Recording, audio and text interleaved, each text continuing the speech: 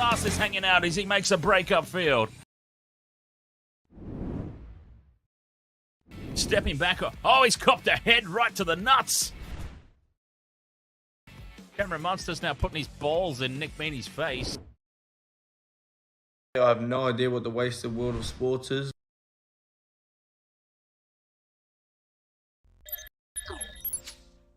Wasted World of Sports, ahoy!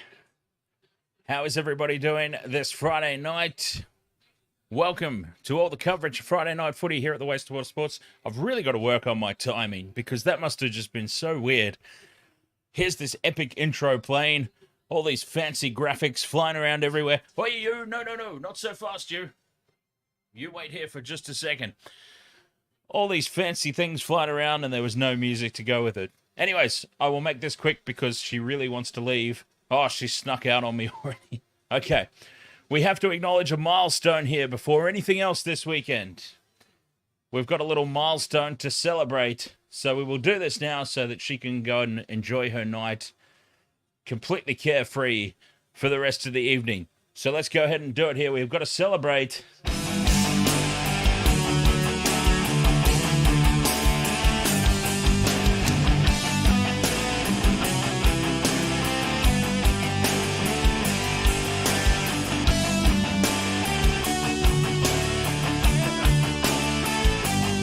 It is birthday time for this little girl.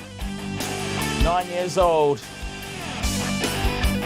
For the past 9 years, on screen, off screen, this furry little creature has been by my side through thick and thin, and we acknowledge her tonight. Happy 9th birthday, Alaura / Falcor.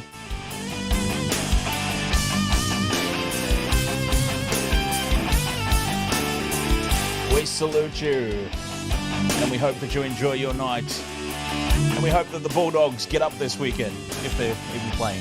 I think they probably are. All right, you. Down you pop.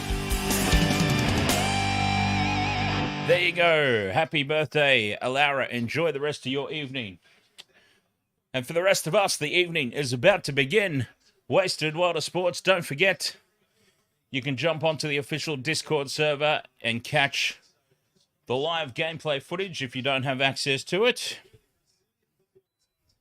All I ask in return for those of you over there is that you pop on to the YouTube, give us a like, and subscribe to the channel so that we're still getting the kickback, the support there.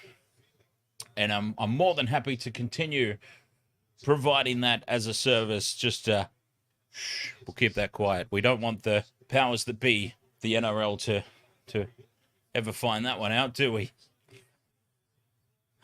Let's shut down this little operation quick smart. Rebecca Abe, ahoy!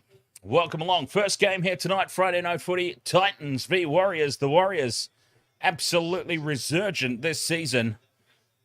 Typically, they've been a team that I really struggle to tip because you never know what Warriors team is going to show up on the night. This season, though, they have really turned things around. They have proven to be a force to be reckoned with. Zoe plays, ahoy, welcome along. And we are dead set, raring to go here. The Warriors, I'm leaning towards them. They should get up tonight. They've got a top 4 spot to play for. So if they slip up, a Gold Coast Titans sized banana skin tonight could really derail their season. And I don't want that. Nobody wants to see that. The Warriors have become so many people's second team this season. They deserve a lot of acknowledgement. They deserve a lot of reward for everything that they had to go through during the COVID years.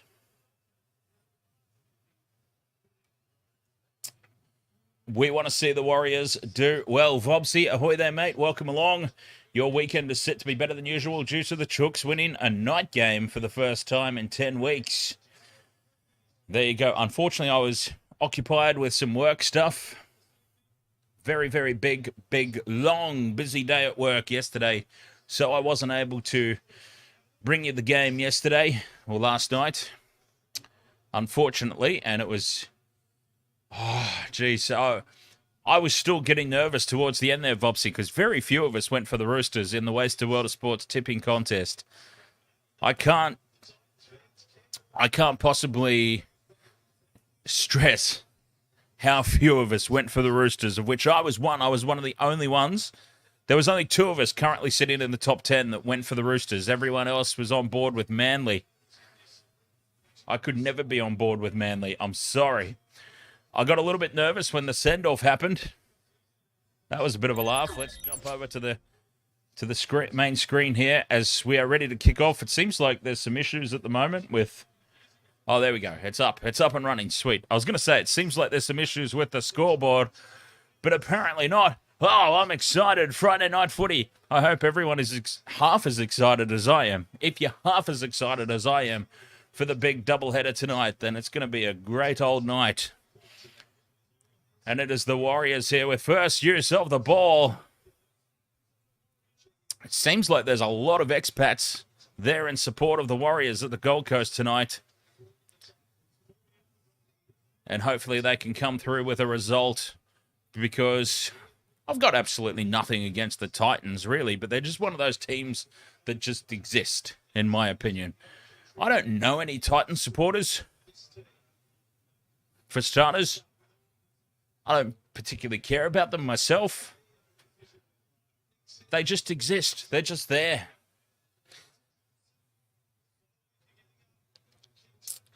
So it doesn't really matter what they necessarily come up with. But the Warriors get through their first set. They get the kick away. And that was a nice, solid start here on the road. It'll be very interesting to see what they dish up here. The early game on your Friday Night Footy. Covering all the action here. Wasted World of Sports. Hamish McKenzie, ahoy there, mate. Welcome along. The guardian of the couch. Couch be with you, sir. You've got a cat on your legs and can't move. You just missed the birthday celebrations, Hamish. Tonight we're giving a very special shout out to Alara, who is now 9 years old. My trusty furry sidekick.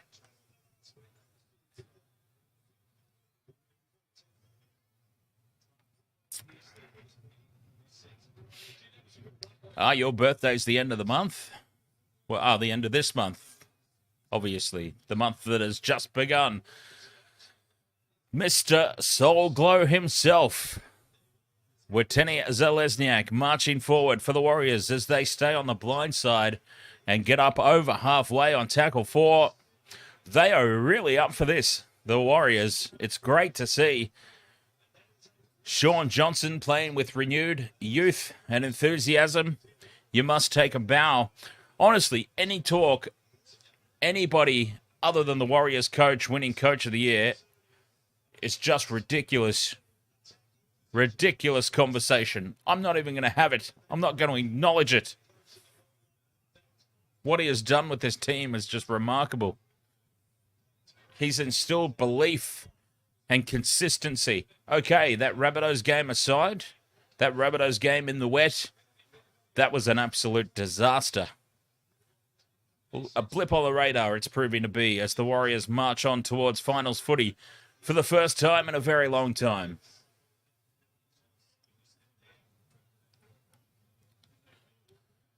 Titans now, some expansive play just their side of halfway on the 5th and last. Both teams just going set for set at the moment in the early stages. Waiting for the first mistake. But it's not going to be from Nickel Cockstad. No multis in this game. I must say, oh, we've got an issue in back play. Pompey's down. On his haunches, Pompey. I wonder what happened to him. He's not happy. Seems to be clutching in his ribs. As now Witeni Zalesniak tries to squeak through. Almost gets the arm free for an offload. Quick play the ball from Egan. Looking for a set restart and gets it. Oh, he suckered the referee and everybody in well with that one. Wade Egan, well played. It's 6 more tackles for the Warriors.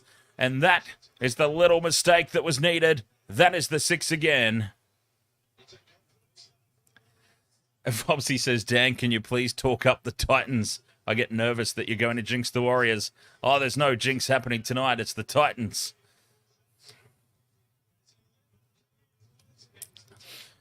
Tackle 3, Warriors. They're in striking distance. 12 out from the line.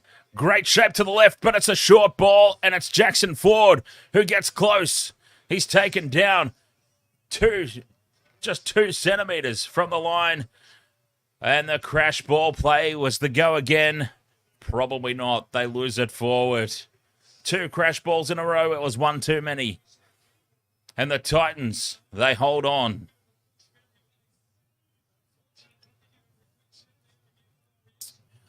Robert, ahoy there, mate.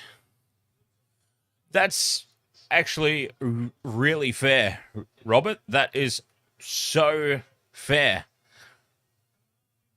We must acknowledge if the Panthers three-peat, and let's face it, the Panthers are up here at the moment and everybody else, I'm just miles away.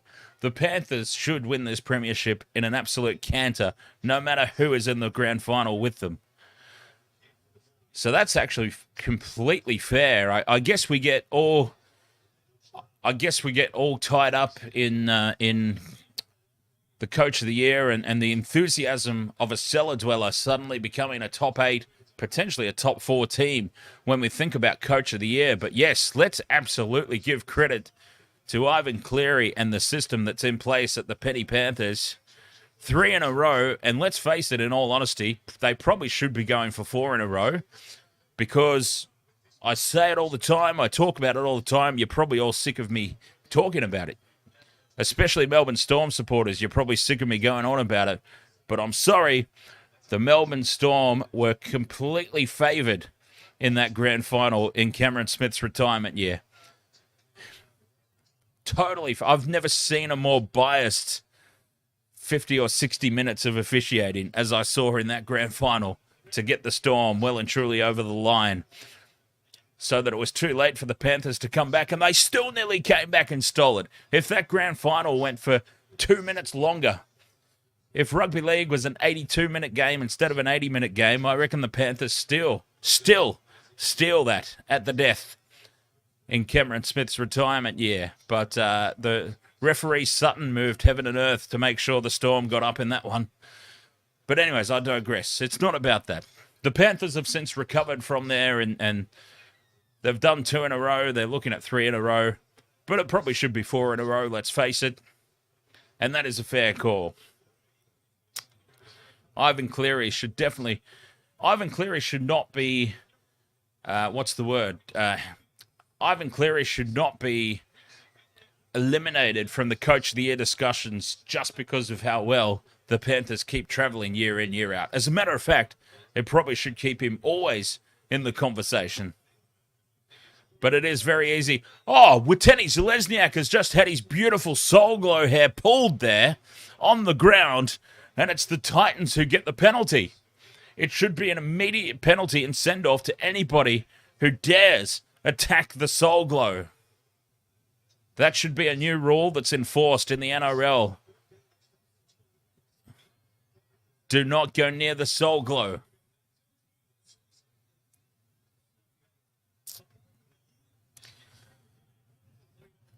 Penalty to the Titans, and they get themselves into striking distance now, 20 metres out from the line. Keeping the ball alive on tackle 2. They're shaped out to the right, and that's a shocker of a pass from Tanner Boyd. And that breaks the play down right there and makes it very easy to defend for the Warriors. But the threat's not over. 10 metres out. Charging forward, Isaac Liu. Tackle 4, a couple up their sleeve here. Boyd, this time, since he can't pass, he decides to put a kick in, and the kick was a lot better. And Nickel Clockstat just has to tap it over the dead ball line. It's a result for the Titans. They will get a repeat set here. And maybe Tanner Boyd should stick to cheeky little kicks in behind the line rather than trying to pass for the rest of the evening. We'll see. Let's see how that plays out. But yes, speaking of the Panthers, coming up later tonight, Panthers versus the Storm. Melbourne Storm, a couple of players absent, a couple of key players absent, as the Warriors go short with the dropout and they get a result. Slowly but surely, we are seeing teams adapt to this short dropout. I still stand by the fact that you should just pump the bugger as far downfield as you can. In all honesty, that's the way I would do it. I would continue to do it time and time again. Seems like we're having some issues with the scoreboard tonight. I apologize for that.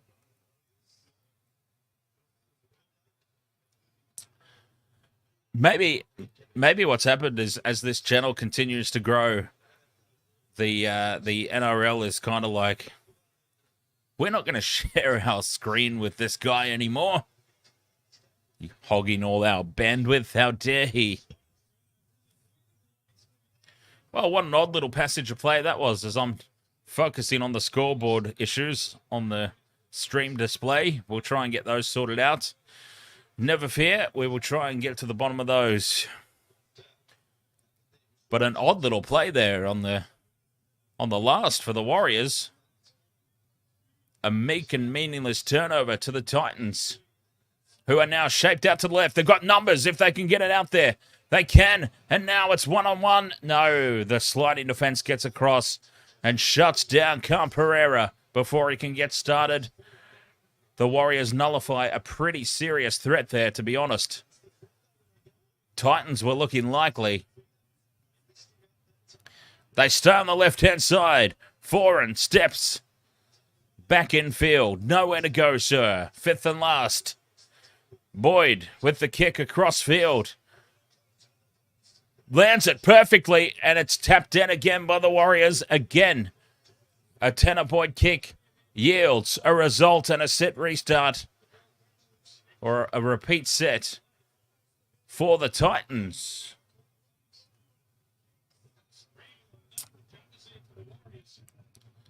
Very good by Tanner Boyd. His kicking, a lot better than his passing so far tonight. Oh, it's been touched, apparently. Gamer Mel, ahoy, how are you doing there? Yes, a touch by Philip Sami. Oh, geez, I don't know about that. Oh, well. The bunkers intervened and said there was a touch, so apparently there was a touch and a zero tackle. I'm I'm not convinced. Obviously, the bunker has access to replays that we don't get to see on TV. I'm not convinced by what I just saw, though. Interesting. Anyways, it's Warriors ball. And the Warriors can start to march themselves upfield. And they do just that. Tackle 3, up over halfway on the right-hand edge of the field. Johnson runs across looking for support. He links up. And the ball spills forward. And that'll be Titans' ball. Oh, no. Have I done it? I can't possibly have done it, Vobsy. I can't possibly have done it. Surely I have not brought the old Warriors out to play tonight. Surely not. It could not possibly be the case. Oh, no. 30 meters out here, the Titans, the Warriors seem to have fallen into some nasty old habits. Oh, now the Titans have made a mistake. Oh, thank God they're only playing the Titans. Down goes the ball, and it's the Warriors with it in return. Oh, thank God. Oh, now Wateni Zelezniak has been absolutely hammered, and the ball spills out between his legs like an egg. And a chicken, obviously. Not a human. Clearly. Oh, we might have a little bit of an issue here. The Warriors have challenged, and there might be some high contact. It's fired up out there. It has fired up.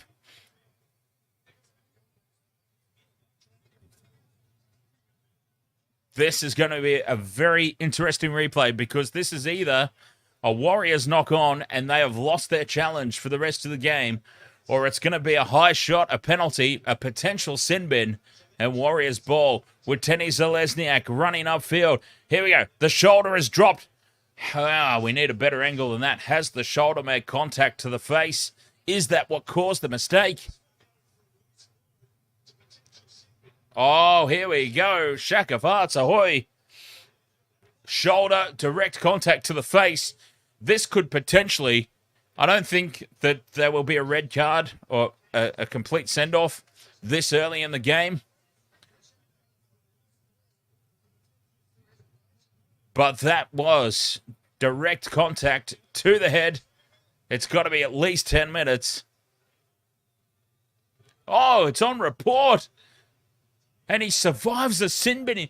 We said, hey, did we or did we not see a send-off for something less than that last night?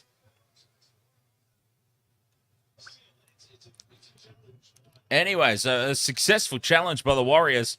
A very good thing that they took that challenge, because rather than Titans ball 10 out from their line, their own line, the Warriors, that is, it was, it's turned into a penalty. I don't understand that. There's no consistency in this rule. But anyways, the Warriors, and now another high shot up around the neck of Rocco Berry. And a penalty to the Warriors. They tap and go quickly. No, he's called back. Who says that, Fopsy? Broncos fans, I bet. Any money. I bet it's Broncos supporters. They're the only ones saying that. And I wouldn't listen to Broncos supporters, Fopsy. They don't know what they're talking about. They think their team's actually genuinely doing well this year and refuse to acknowledge the fact that they've barely left Queensland. We know better, though, don't we? And we look forward to the Broncos going out in straight sets in the finals this year.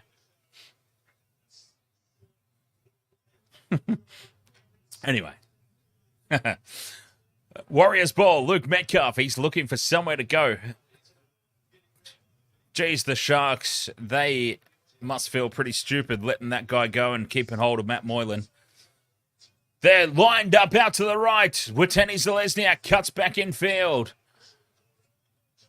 It's only tackle too. There's tackles up the sleeve here for the Warriors. just to reset and reload in front of the post. That's all they need to do. Lined up out to the left. Oh, the tap on goes behind the man, and the Titans will secure the loose ball. And they survive that little passage of play. It's scrappy for the Warriors. I might have talked them up a little bit too much to start with. It might be my fault. So I apologize, Warriors supporters. This could potentially be my fault. I've talked them up a lot more than I usually do. And, yeah, some worrying little errors sneaking into the game here for the Warriors. Just reminiscent of the Warriors of old. Let's hope they can get their act together. Fifth and last here for the Titans. Sneaking into Warriors territory. Boyd puts the kick in. Can't get it in behind Montoya, who takes it, moving backwards on the full. As the scoreboard continues to be down, I'm trying to sort it out. It's all good. Dan Jam, ahoy, mate. How are you doing? Oh, Wateni Zelezniak's had his hair pulled again. Khan Pereira has got a magnet for Wateni Zelezniak's hair tonight. It's insane. That is not the first time that's happened. And I dare say that Mr. Soulglow will not be happy about this as the ball spills out in a solid shot. And it's another high shot. It was solid, but it might have clocked Nickel Clockstat right on the chin. Immortal Wolf, ahoy, mate. Go the Warriors, indeed. Clockstat is taken high. It's a shoulder to the face again, and surely the Titans lose a man here. Two high shots, shoulders to the face. It's got to be a send-off. Oh, well, not a, 10 in the bin. 10 in the bin. NRL's version of a yellow card. It's got to happen. It's 2 in a row now. 2 in a row. Hellfire, Paintball, Salt Ash, New South Wales, Australia. Ahoy. Nickel Clockstat is still down. He is going to go for HIA, I dare say, and he will probably fail it.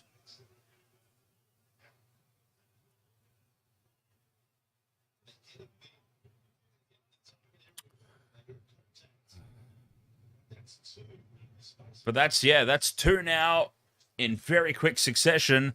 And if I'm the Titans, I'd be very, very concerned right about now about potentially losing a player to the sin bin.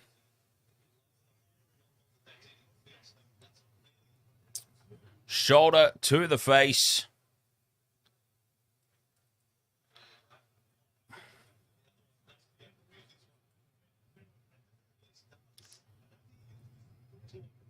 Wanamu says, if that's not a sin bin, King hit me. I'm with you, mate. I am absolutely with you. If this is not a sin bin, then the rules have officially just gone completely out the window. Nickel Clockstat is still down. He is still down. They're just getting him up now into a sitting position. And this has to be 10 in the bin at least. Has to be. I thought the last one was as well, to be perfectly honest. But this one, 100%. 100% this one. This one is well and truly done.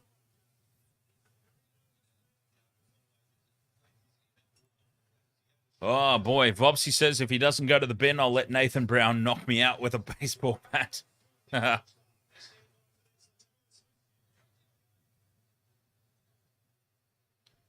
0-0 it remains, but yes, we have some serious issues here for the Titans. He's straight off! He is straight off! Not even 10 in the bin. He is gone. Straight off. The Titans will have to play the rest of the game with 12 men. And now some serious explaining to do. What was the difference between that one and the one that we saw earlier that was just a penalty and on report? Which one was honestly worse? This one is a straight send-off. I bet because it was the second in quick succession. Jonathan Manson, ahoy there, mate. How are you doing? And Nickel Clogstad's going to be gone for the game too. I can't see any way that he passes his HIA, in all honesty. So the Warriors are going to have to come up with a solution at fullback there.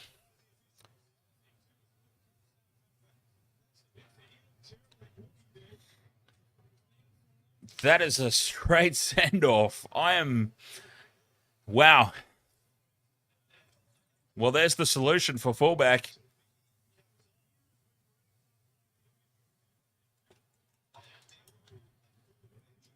That is huge. The Warriors, a big leg up now. Heel fries, ahoy. How are you there, Captain?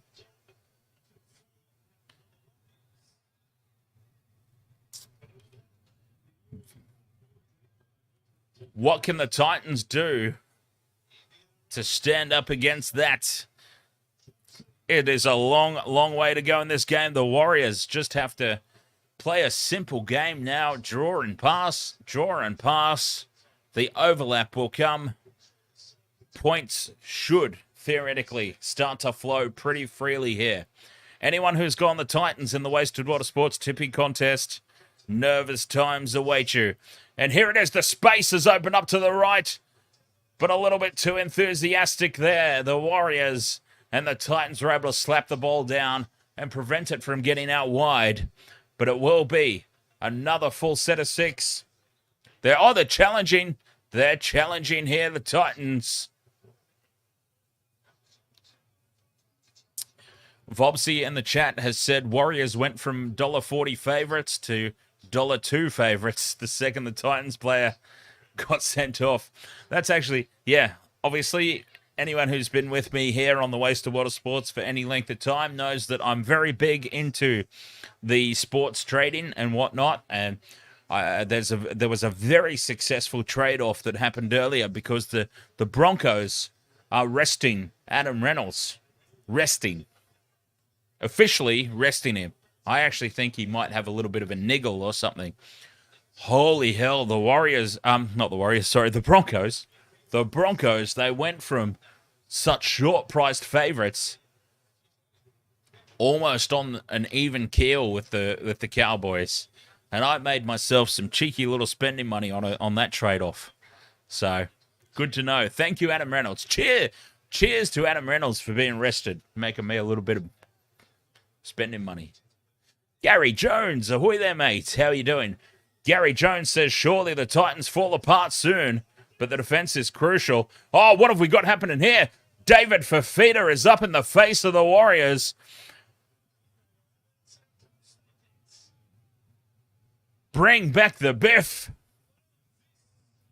This will be interesting. This is going to be very interesting. Fifita has got his hands all over the face of the... Totally unnecessary. Completely unnecessary from David Fifita, to be honest. Sticking the hand all over the face. Oh, but there's a little bit of a cheeky slap as well from Niokore. And he's off for 10, Niokore. Oh, my God. A little swipe across the cheek of David Fifita. And Niokore is now spending 10 minutes in the sin bin. This game is falling to pieces, and it's no surprise that Sutton is in charge of it. One of the worst referees in the competition. Oh, he's firing up too, Sutton. I'm sick and tired of all this nonsense, he says. I'm sick and tired of it all, says referee Sutton. Well, Fifita has shoved him in the face. Niokore is just simply... It's not even a slap. He's just moved his hand across. There has literally been live streams on Intoxigamer, my gaming channel, where I have hit myself in the face harder than that. Oh, God! Now we've got David Fifita's butt crack staring us in the face. It's nowhere near as athletic as Teddy's, we must say. I can't believe that was a sin bin. I feel like that was a little bit of a square up, maybe, in all honesty. Referee Sutton is he's kind of known for the old square up. I was talking about him before the game in the pre-game segment. Mr. Ed's dead, ahoy! How you doing, mate? You've missed all the excitement. There's been a little bit of argy-bargy out here as Tanner Boyd juggles the ball, fifth and last. That's not what he wanted. He manages to recover and get the kick away. Oh, and it bounces kindly for him. It bounces very kindly for him. And Watini Zelezniak has to make a play at it. And it's another result for the Titans. Mr. Ed's dead. Yes, the game is streaming on Discord. Last time I saw you, Mr. Ed's dead, you were, for some reason, in the waiting room of the voice chat. I don't know how you ended up there. You're still there. Okay. Just so that you know, Mr. Ed's dead, I've got no idea how you ended up there. I didn't do it, but one of the other mods potentially did. You are in the waiting room of the voice chat for some reason. But yes, I am streaming the game on Discord. Feel free to jump into the live video thread to check it out. See a bit. Well, it's not even really biff, is it? It's just people meekly swiping their hands over other guys' faces. It sounds like really weird niche pornography. I'm doing very well, Gamer Mel. How are you doing? As the Titans now, it's 12 on 12 for the next little period of time. Jaden Campbell out of dummy half. Oh, he didn't get the offload away. The crash ball was on, but the Titans get 6 again. They are in the box seat right here. Fifita from dummy half. You're not going to stop him from that close to the line. And somehow, some way, the Titans have got first points in this game. Oh, I'm sorry, James Jason Bourne Intox. Are you feeling neglected, mate? I do apologize. You just happened to jump in at a time that was right before Mr. Ed's dead asked me about Discord, so I got distracted on the other screen. We can't forget you, James Jason. Joint winner of the last VIP period. Actually, where are we at this time? By the way, now that a few people are here. Second place. Vopsy is just a little bit ahead. Hang on. You can't really see the scores there, can you? Nah, there we go. You're not far off. Only about 30 points.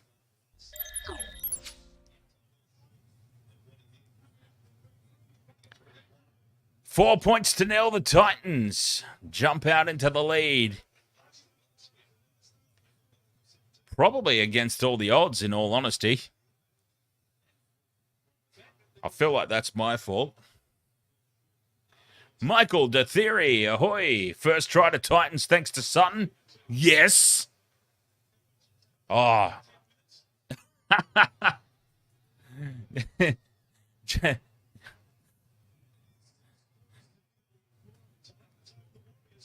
Catch you later. Catch you later, James Jason Bourne Intox.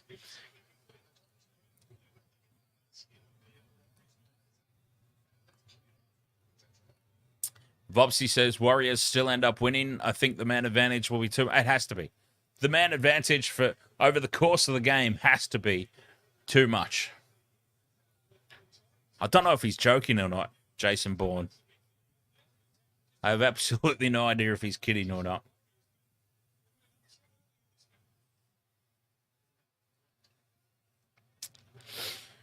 Jason Bourne and I have the sort of friendship where it's like, whenever I think he's kidding, he's probably not, and whenever I think he's being serious, it turns out he's actually not. And whenever I say something on stream, and he responds and is like, "Oh, I was only joking," I was already only joking. And times when I'm serious, he's like, he keeps niggling. So I don't know. Maybe he is going. Maybe he's not. I don't know if Doesn't strike me as the type of person that would get upset because I was a little late acknowledging him. Mr. Ed's Dead says, you minimize the stream, now you cannot get out of the waiting room, and you lost. I can help you out there, Mr. Ed's Dead. I can physically remove you from the waiting room, if you like. I have that power.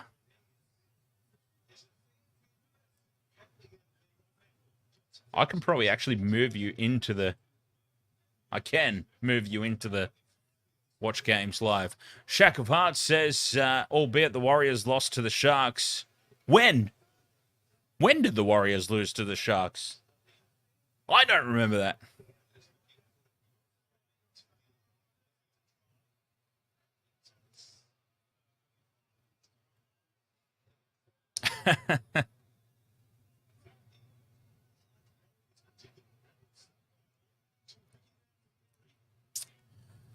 Gamer Mel says, I'm so glad it's Friday. Hopefully I can watch the next game and not fall asleep. Well, it's your team, Gamer Mel. It's the Melbourne Storm.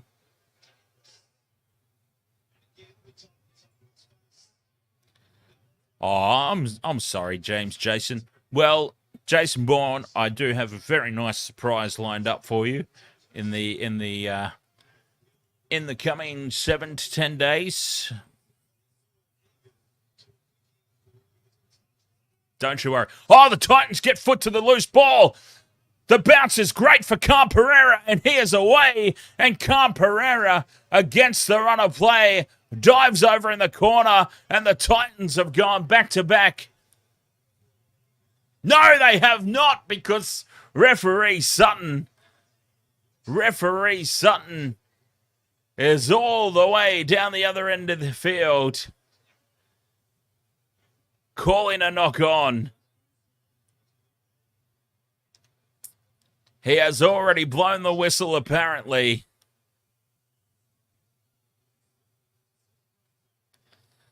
Fingernails on the ball there, knocking it forward. Khan Pereira did well. Let's acknowledge how well Khan Pereira did. But it is not going to stand. And it remains 6 points to 0.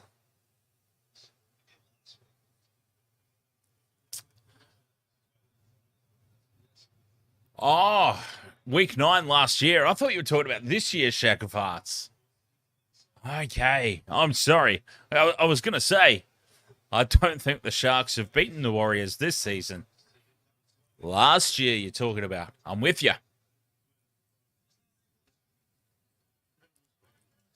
So everybody in the chat room, Mr. Ed's Dead, our good friend, long-time subscriber of my other channel, my gaming channel, Intoxi Gamer. He's now getting into the sports. Mr. Ed's Dead, United States of Americana. We have to ask you, sir, how do you feel about the NRL here, mate? Like, you obviously the American football, the NFL, massive over in the States.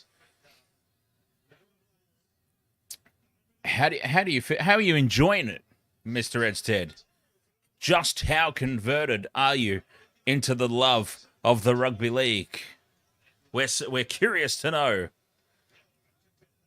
The Warriors, they survived that little scare and they now have the ball. 5 out from the Titans line. They can't get the ball out to the left. Johnson is swamped by 3 Titans defenders on tackle 4. They remain 5 meters out.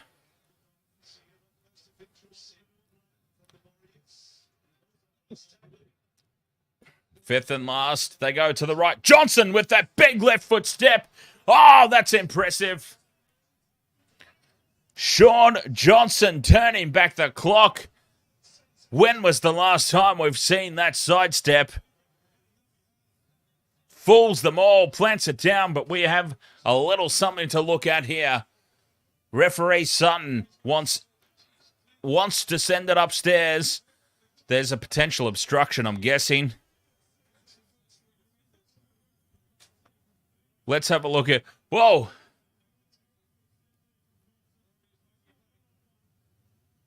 Nothing doing. That is a try. Try confirmed. Sean Johnson turning back the clock.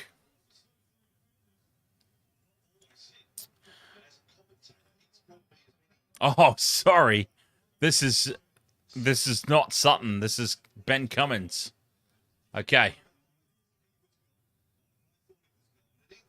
Well, don't I feel foolish?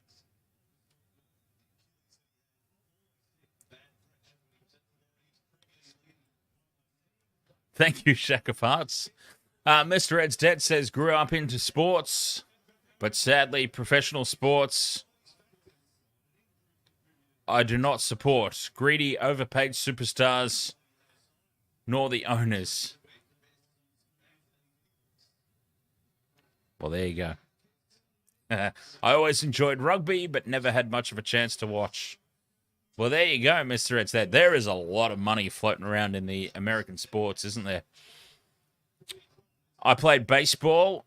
That was probably like my favorite sport throughout high school. And I'm not going to lie, I was damn good at it. Opportunities in Australia, less than over in America. But I do often wonder, had I persisted with my baseball career, where would I be right now?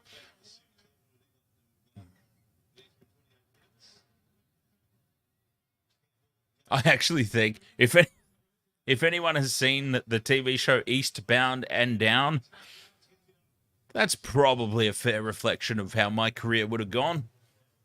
I must be honest about these things. Conversion successful. We're all locked up here at 6-all. Warriors, Titans. Warriors still a man in the sin bin. Titans, they're a man down for the rest of the game. Let's not forget that little piece of information. And don't forget, coming up later tonight here, Wasted Water Sports, straight after this one. We're not even stopping the stream. We're just going right on into it as the Penrith Panthers take on the Melbourne Storm.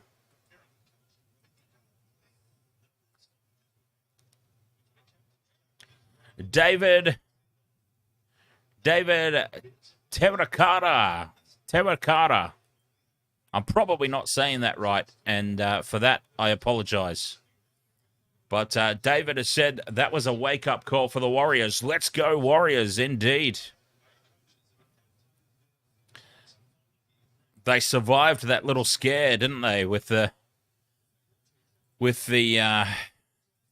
runaway play.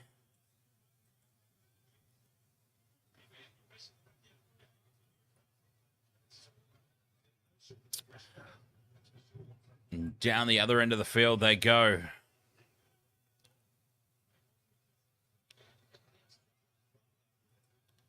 Oh, Niakore's back. Excellent. Warriors back to a full complement. The Warriors are back to a full 13-man squad. Titans, they have to do it now for the rest of the game. A man down. Oh, Kirby Puckett. I know that name. Kirby Puckett. Kirby Puckett. Did he play for the Twins, the Minnesota Twins? Is that their name? Minnesota Twins, I think it is. Shack of Hearts, yes. Niakore's back from the sin bin. It's now 13 against 12 for the remainder. Unless the Warriors get another one sent to the sin bin, of course. But yes, Kirby Puckett saying $86 million a year wasn't enough to support his family. What? $86 million a year? How big is his family? I'm actually terrified to know how large his family must be. Jesus. Loose carry here from the Titans. The ball spills forward from Brian Kelly.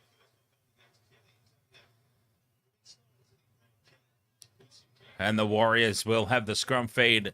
David Terracotta says not so much a scare. I guess both teams will be aware now. Oh, I think scare is justified, David. That breakaway try, if we're talking about the same moment, that breakaway try that got called back for the knock-on, was justified. But yes, it was a little bit of a wake-up call that they still have to earn the right to go wide. Mr. Ed's Dead says, Minnesota Twins, yes, your home team. And he knew he had glaucoma before saying he wanted more money. Ah, I see. Vopsy says, even the journeymen of the NBA get paid tons. Yes, Shack of Heart says, I think it's all starting to go downhill for the Titans. It seems that way. Certainly seems that way. As the Warriors now march back into Titans territory on tackle 4. 30 out from the line. Jackson forward. They've got great shape out to the left. Pompey steps through the first. Still going, Pompey. He's 2 out from the line. It's the 5th and last. They're lined up out to the right here, the Warriors. It goes to... Oh, that's forward. That is the most forward pass you'll ever see in your life. It went back to Metcalf. And Metcalf fires. Metcalf has obviously overheard us all the way here in Brisbane talking about the NFL, and he's thrown a quarterback pass.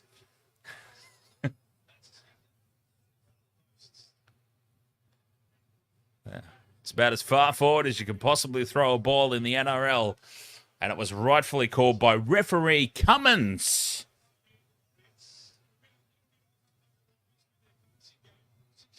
Do referee Cummins and Ben Cummins and Gerard Sutton, do they look like twins, or have I just been confused for no apparent reason?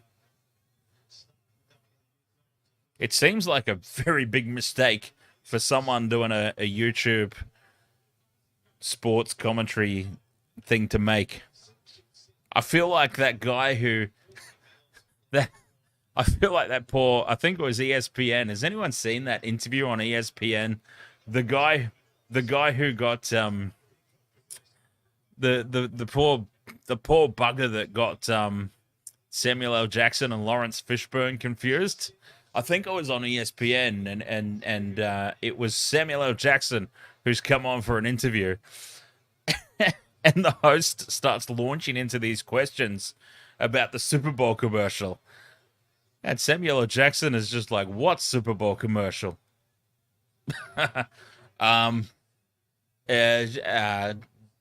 Didn't you... Man, I ain't Lawrence Fishburne. Anyway. That's what I feel like right now. As Sean Johnson bursts straight through, and now he's got support on the outside from Mr. Soulglow himself. Gets the pass back inside, and Sean Johnson plants the ball down. It's another try for the Warriors. Johnson continues to wind back the clock. He couldn't have played like this when he was at the Sharks. Could he? No. He plays for this. Now that he's gone back to the Warriors, good for the Warriors. Honestly, the Warriors, nobody, absolutely nobody holds a grudge against the Warriors. I don't know a single person that hates the Warriors. What an offload. What an offload that was. That was Les Davidson mode.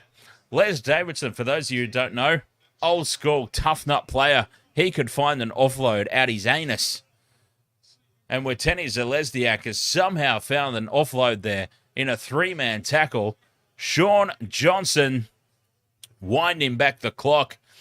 Absolutely nobody dislikes the Warriors. I don't know a single person that has anything against the New Zealand Warriors. And everything that they went through during the COVID years, they all left their homes to come over here and keep the competition alive. And they must be applauded for that. And they are reaping the rewards now. The Warriors in line for a home final. When was the last time the Warriors got a home final? They go up 10 points to 6 now. Sean Johnson just to the right of the post. Easy conversion. And he makes it as easy as you would expect.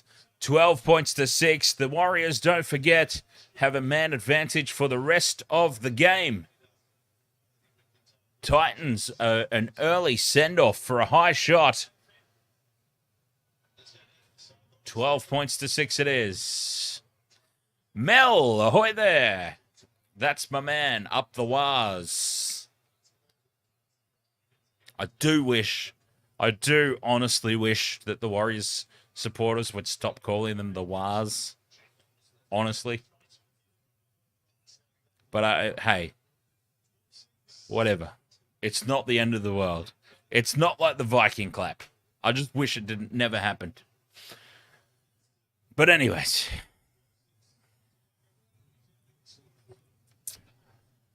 Shack of Heart says, Titans, they still have 43 minutes to weather with a one-man disadvantage. Indeed, they do.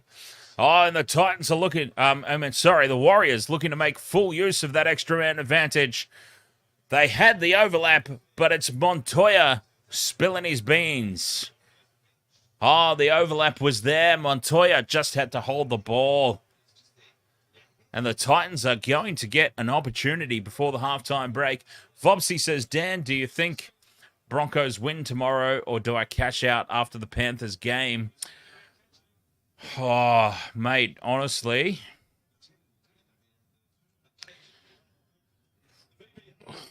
even without Reynolds, I think it'll be a close game. So, I don't know. I honestly don't want to be the one advising you on that. Farsi, ahoy there, mate. How are you doing? Are we all excited for tomorrow? Don't forget, tomorrow, I mean, I know it's a dead rubber and all, but Bledisloe Cup, I love my rugby union. I love my All Blacks. I can't wait for tomorrow to stomp some more hurt upon the wounded Wallabies. And we'll be covering all that action here on the Wasted World of Sports, as the Titans have an opportunity here to have the last say before halftime. 10 out from the line, David Fifita. What a big unit, but what a tackle by Niokore.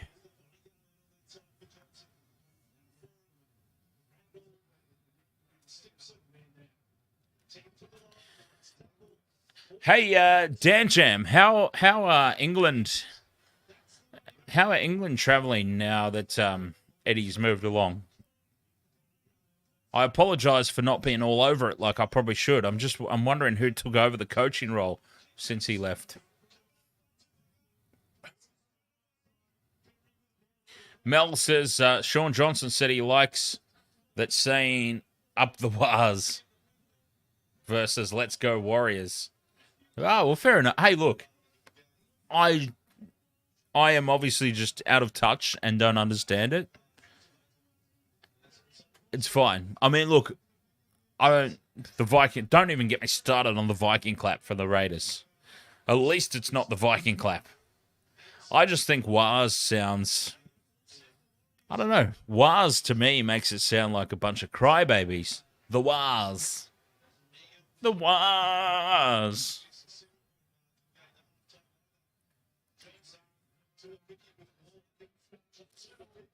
But anyway, look, not the end of the world.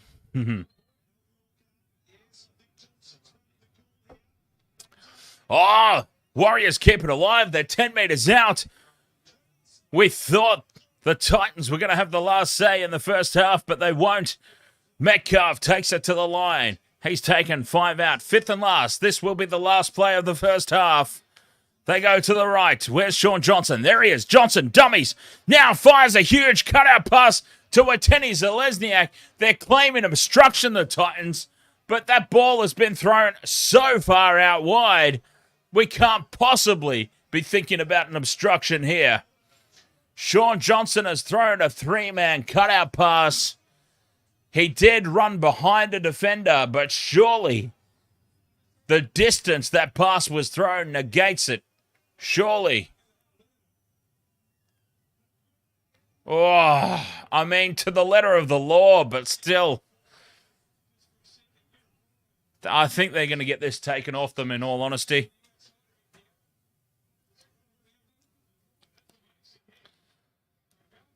I do feel like they're going to get this overturned. I mean, that's harsh. He's thrown, and let's see, has the obstruction prevented the player from getting to Sean Johnson, I guess, is what we need to look at here. If that pass could have been prevented, this does need to be nullified. Well, the replay is now going through to the grounding. It seems like this might be awarded. What? No, wait a minute. We are now going to review it, and usually if it makes it this far, it's going to be no try.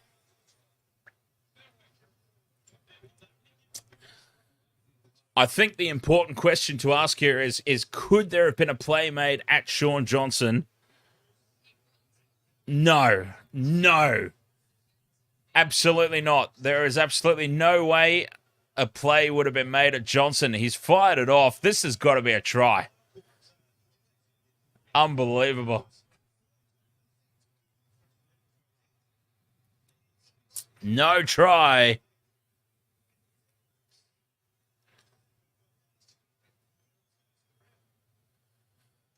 And the Titans will survive that. It remains 12 points to 6. I think that is extremely harsh.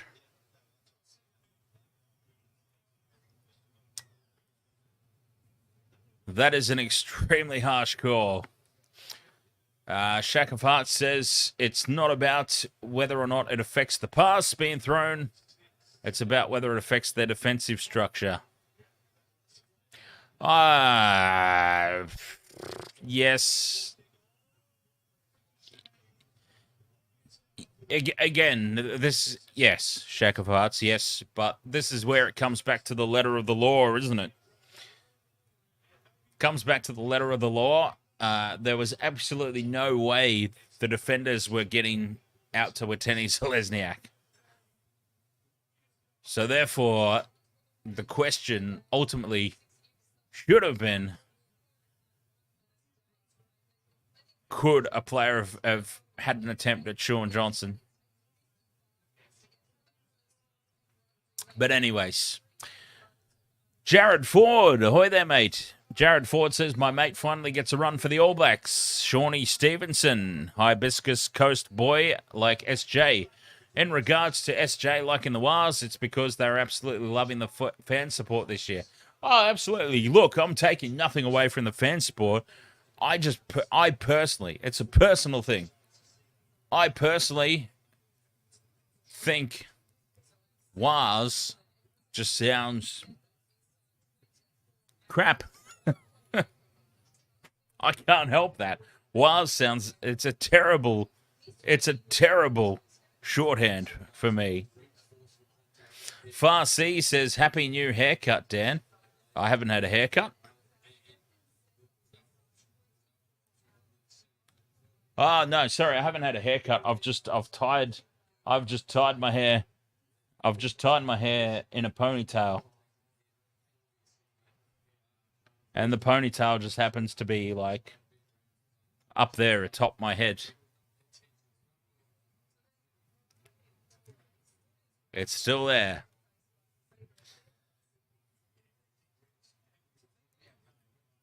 All right, Waste World of Sports, half-time here, 12 points to 6 in favor of the Warriors.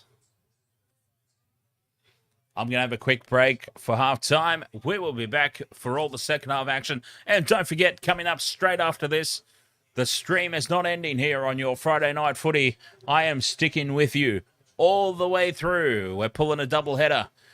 Wasted World of Sports. Straight after this, Panthers, Melbourne Storm. Coming up, covering all the action here live on the YouTube. I have to have a quick break now for halftime.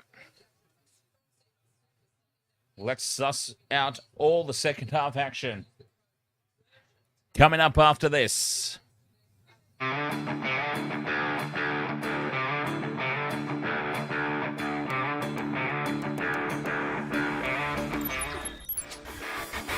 Oh, thank you, Jared Ford. Thank you.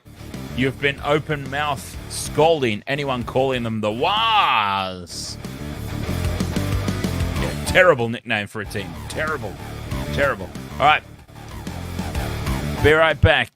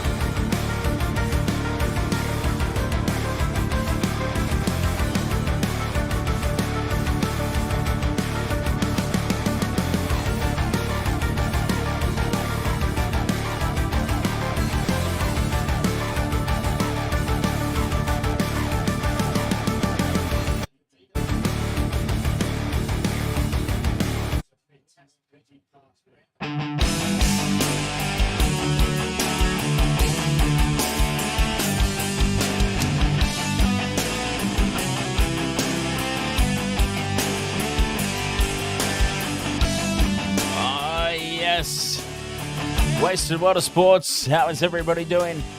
This halftime break is brought to you by a very special birthday girl, 9 years old, our favourite sidekick, on screen and off screen, my favourite sidekick, Alara / Falcor, celebrating 9 years upon this completely messed up planet that we call Earth.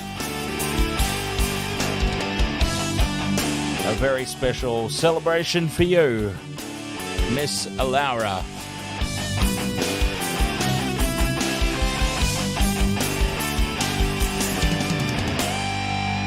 Half time here, 12 points to 6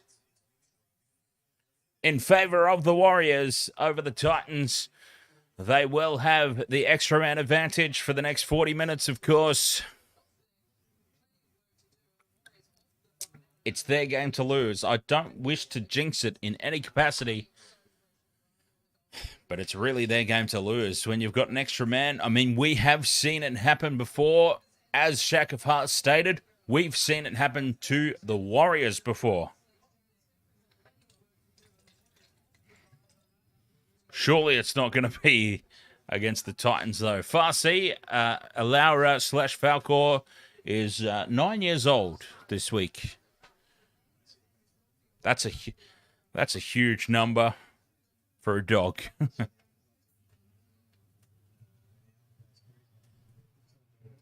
It's a very good effort. In Alf years, what is it, 7? What is it they say? Dogs are, well, this isn't necessarily Alf years, I suppose.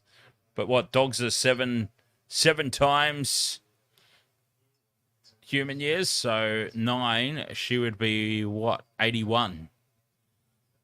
She would be 81 in human years. I can't speak for Alf years.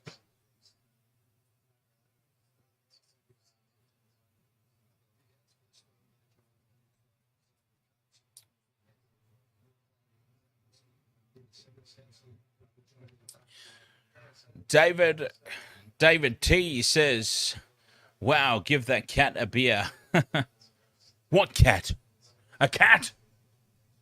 She doesn't care. Baden, ahoy there, mate. Baden 944 says, up the all bulk. I think he means blacks. Up the All Blacks tomorrow. Yes. Who do you got winning, All Blacks or Aussie tomorrow afternoon? All Blacks, of course. All Blacks. All the way. At home. Although, there are some... I saw something about some changes. Some changes in the squad for the All Blacks tomorrow. I haven't looked into it for this stream, of course, because this is an NRL stream. But I'd be curious to know what those changes are. Maybe, just maybe, the Wallabies have a chance, depending on what those changes are. Like I said, I haven't seen what the changes are to form an opinion either way. But, I mean, common sense says All Blacks win quite comfortably tomorrow. And even if they don't, doesn't matter. Bledisloe Cup's already sewn up for another year. I think it's about the 704th year in a row. Something like that. That could be dog years, by the way. But still, it's been a long time. Rugby Championship secured. This is a training run for the World Cup, so I would be more than happy. As an All Black supporter, I would be more than happy for this game to be dropped if it means a good cause for the bigger picture, which is, of course, the World Cup coming up later in the year, because the All Blacks once again got absolutely ambushed at the last Rugby World Cup by England. England put on a masterclass and dispatched the All Blacks. So, if a loss now can go towards a greater reward in the end game, I'm all for it.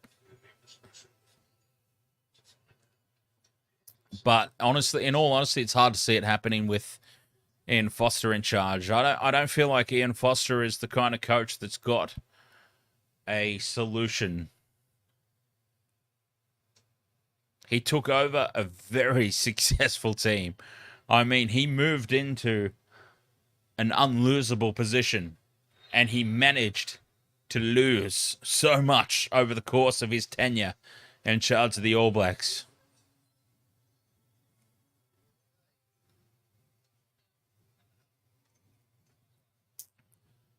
I'm very, very glad that Fozzie is moving on.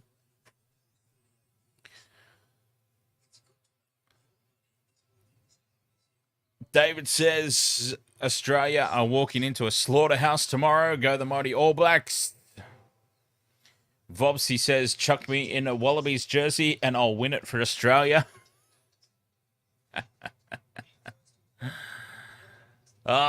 If only we hadn't upset Jason Bourne. I would love to see what he has to say about that.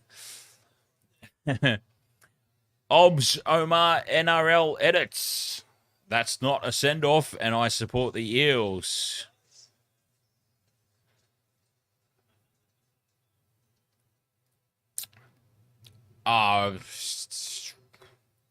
Yeah, I don't know. It was... I feel like a send-off was pretty extreme. 10 in the bin, I thought was going to happen. I thought it was going to get 10 in the bin. A send-off was a pretty massive call. Teams are out onto the field here for the second half. Don't forget, coming up after this, Penrith Panthers, Melbourne Storm. Here on your Friday night footy, Wasted Water Sports. We will be sticking here covering all the action.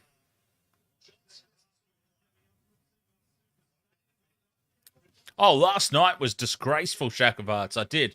Last night's was just ridiculous. I mean, I understand where you're going with that. Where Shack of Hearts is clearly going with that is if last night was a send-off, that was clearly a send-off. But I'm saying last night shouldn't have been a send-off either.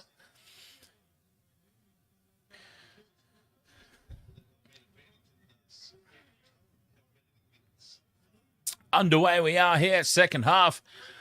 Don't forget the Titans have got to play this full half. Oh, he is still here. James Jason, he's being sneaky. He's just being cheeky. He's going to be like, I'll say I'm gone, and I'll see what they say about me. I like it. Sort of thing I would do. Exactly right, though, James Jason Bourne. Expect 5 or 6 others to be sent off this weekend after last night. The precedent has been set for the entire weekend, hasn't it? They have to live up to that now. It's been set.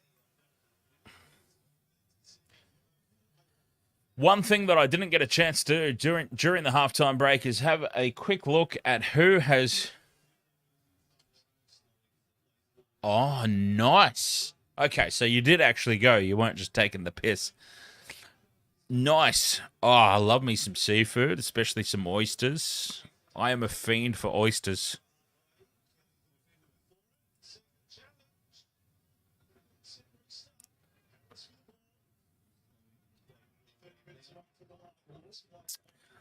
Looks like a lot of people have gone the Warriors, so yeah, we're all good. No one's on the Titans tonight. Warriors get the ball back from the kick. It's 6 again. Over the line they go. No, just short. But they've got a full set of 6 tackles here to really make a statement early in the second half. Metcalf calling runners on the inside. Nothing happening there, though. Oh, calamari and crab. Nice. Like actual crab, or not the fake crab meat, like the seafood sticks. Actual crab legs or full crab. Yes. Oh, I'm extremely jealous as the Warriors go through, potentially scoring. The try has been awarded. It's going up as a try. There's a baker in the background.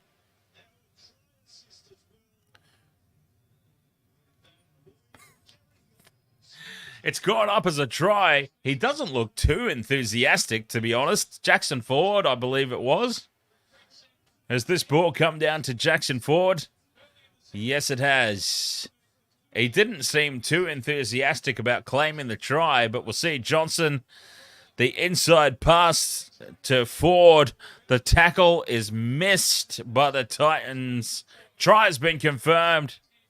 Sam Verrills it is who's missed the tackle. So there you go. Old Roosters boy, I believe.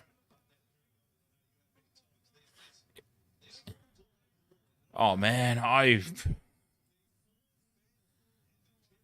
want some bloody. I want some damn calamari rings, crab legs, and oysters now. God damn it, Jason Bourne. And your seafood run. Well, what's everyone's fish of choice? I love me some hokey. I am a hokey bastard. So I love me some hokey.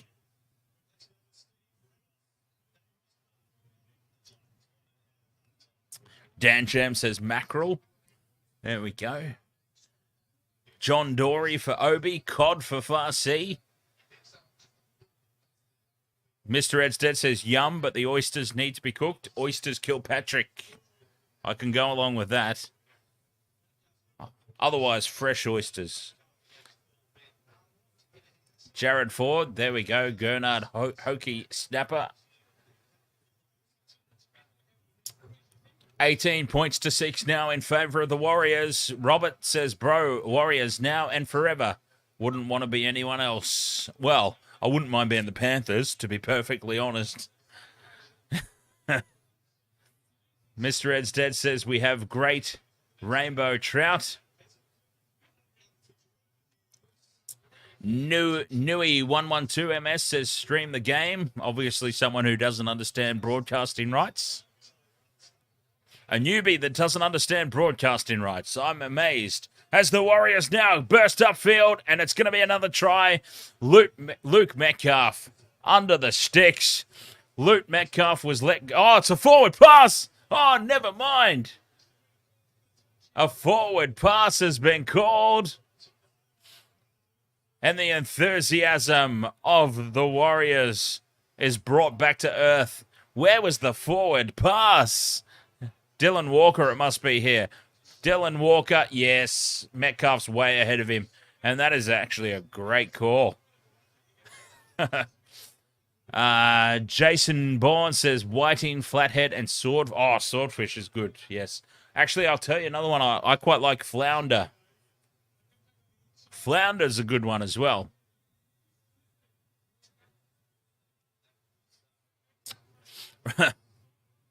David says, how do I pronounce this? I apologize. Kahawai. Kahawai is primo. Robert has gone dolphin, shark, and eel. Robert's gone for all the other teams. All the ocean-related team names.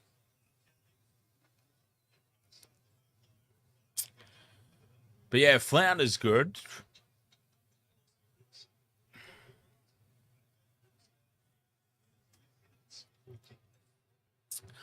Titans now marching into Warrior territory.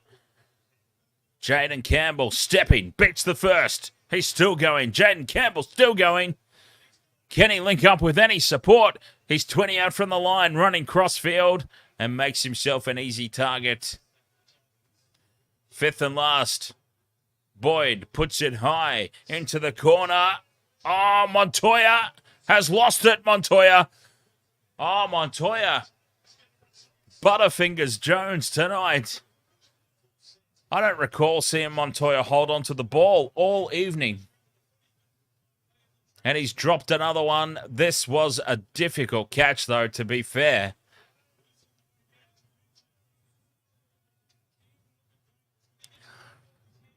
Tangi Patia says, go the Warriors. Welcome along there, Tangi.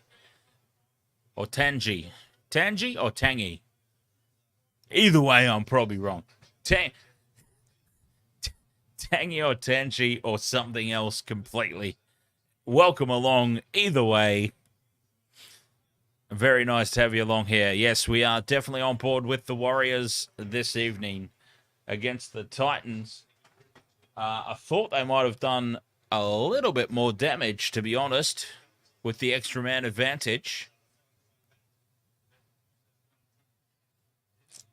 But the Titans, they're just hanging on in there at the moment. 8 minutes gone in the second half. 12 points the difference. Titans get the penalty. Surely they call a scrum again. They need somebody sent off, basically. Put the scrum down. Try and get them to break away the second time. Oh, they're going to tap and go. What a bunch of... Jeez. That makes no sense to me. There from the Titans.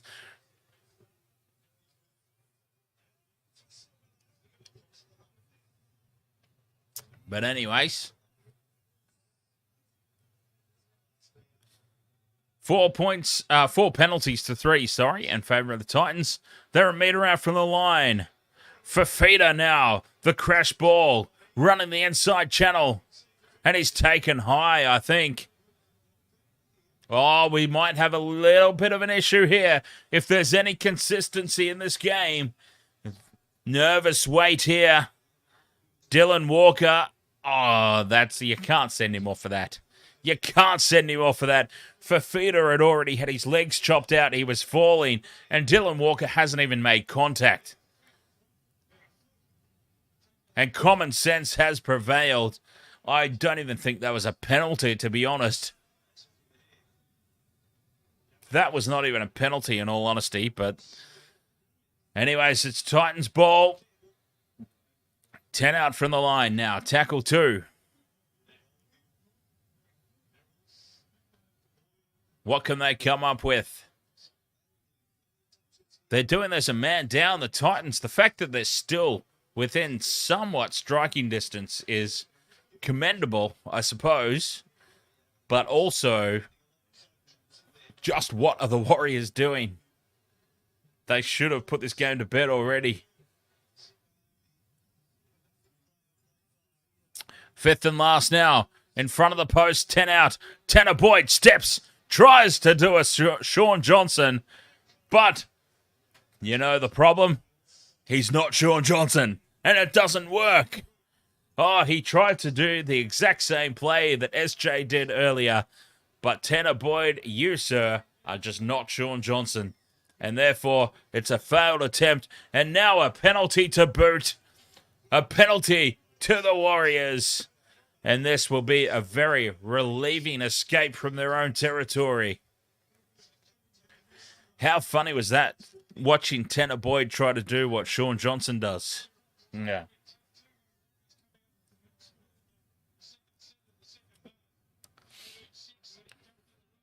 Warriors ball at halfway.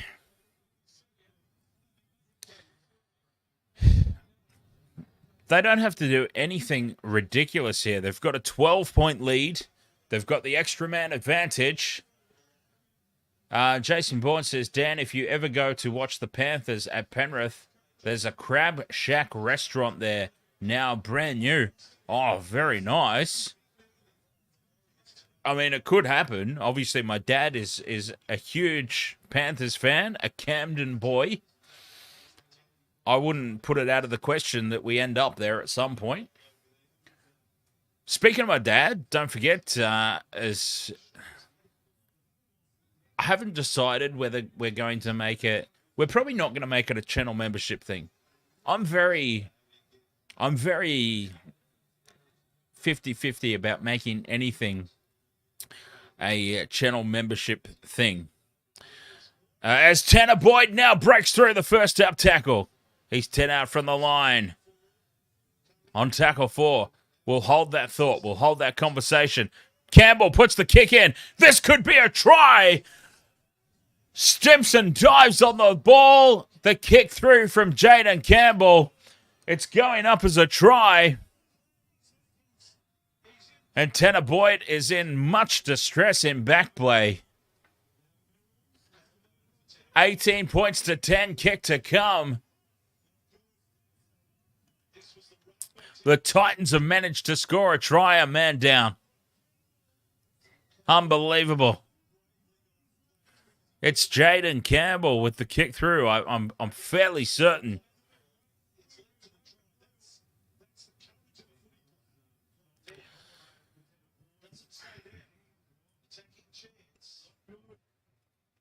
Oh, he hasn't grounded it.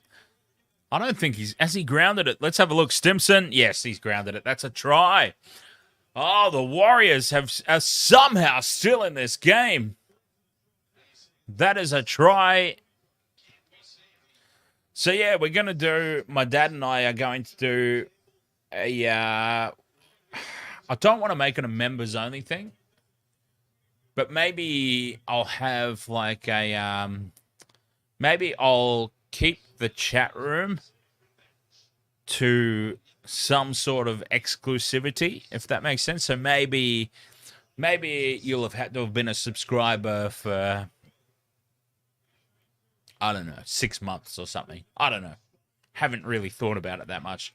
But anyways, what is actually happening now that the channel is monetized and Wasted Water Sports is starting to grow, Intoxidad has been introduced to all of you. I'm very keen to get a regular segment happening with my dad, and we can talk about the old times of footy. We can talk about generations. And I'm going to do, like, the thumbnail will be very reminiscent of, if anyone's familiar with Star Trek Generations, that movie, Picard and Kirk crossed over. So we're going to do, like, the generations. Thank you very much for subscribing there, whoever that was. Jesse? Did I say Jesse? So, yes, the generations, the crossover, Picard, Kirk, Dan Intoxidad. Just talking footy, old school, new school. Yeah, a little bit of a, I guess you would say jam and cheese style. Just us sitting on the couch having a chat about nonsense for half an hour every week. Just a little extra. Now that the channel is monetized, just a little bit extra content to throw out there to say thank you to everyone who has supported the channel. So anyway, it's in the works. I just thought I would let you know that is something we're working on behind the scenes, getting that happening in the lead up to finals. I probably should start a poll as well as to whether we let Michelle back. Michelle's keen to make a return at some point. I'll do a poll. Do we want Michelle back? I'm obviously mucking around having a laugh. Michelle's clearly welcome back anytime she wants. But still, I think for shits and giggles, we probably should do a poll and see what the result is. Anyways, Warriors ball here. Warriors have got the ball. David T says you need to eat pork bones. I don't know. I'm not really a fan of bony stuff.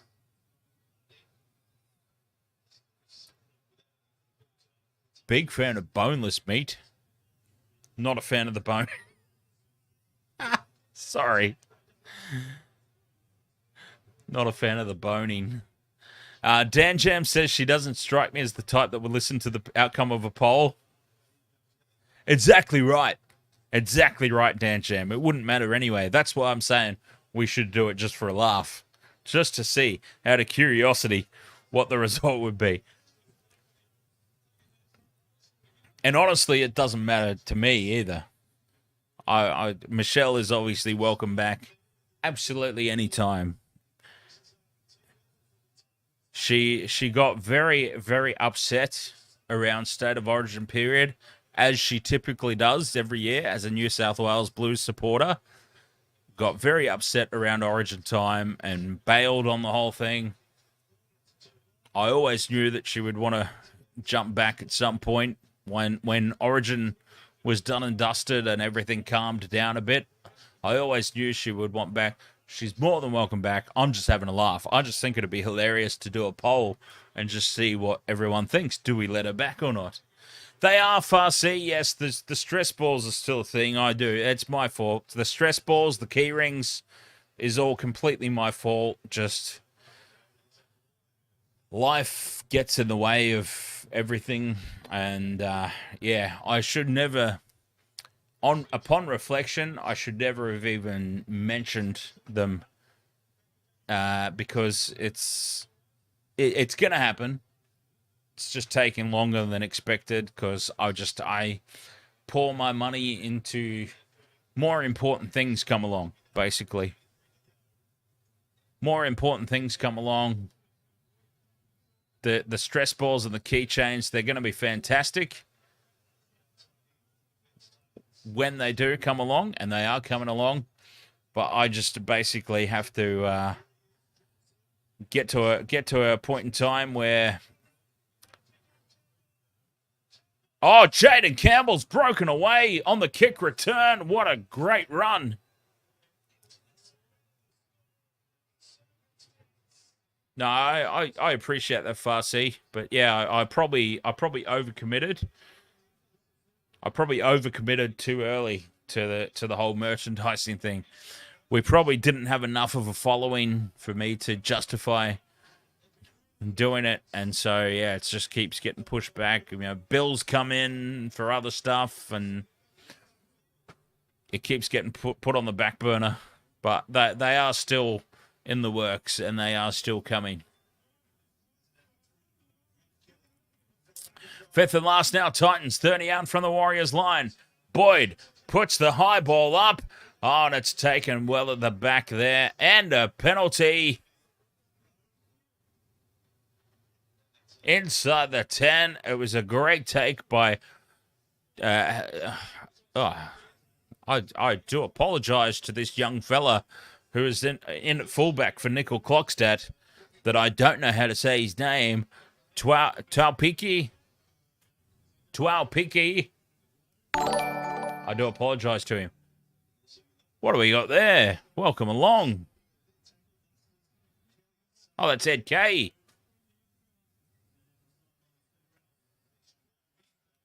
Jared Ford says, boys are gifted 2 free stress balls at birth. Yeah.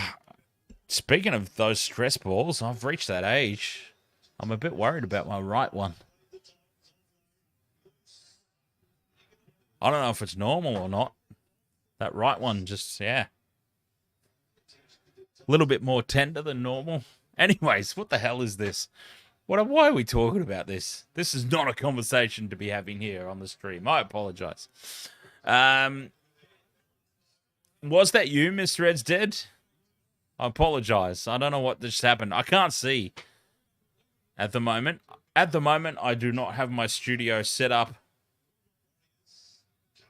in a way that I can visually see all that stuff that happens.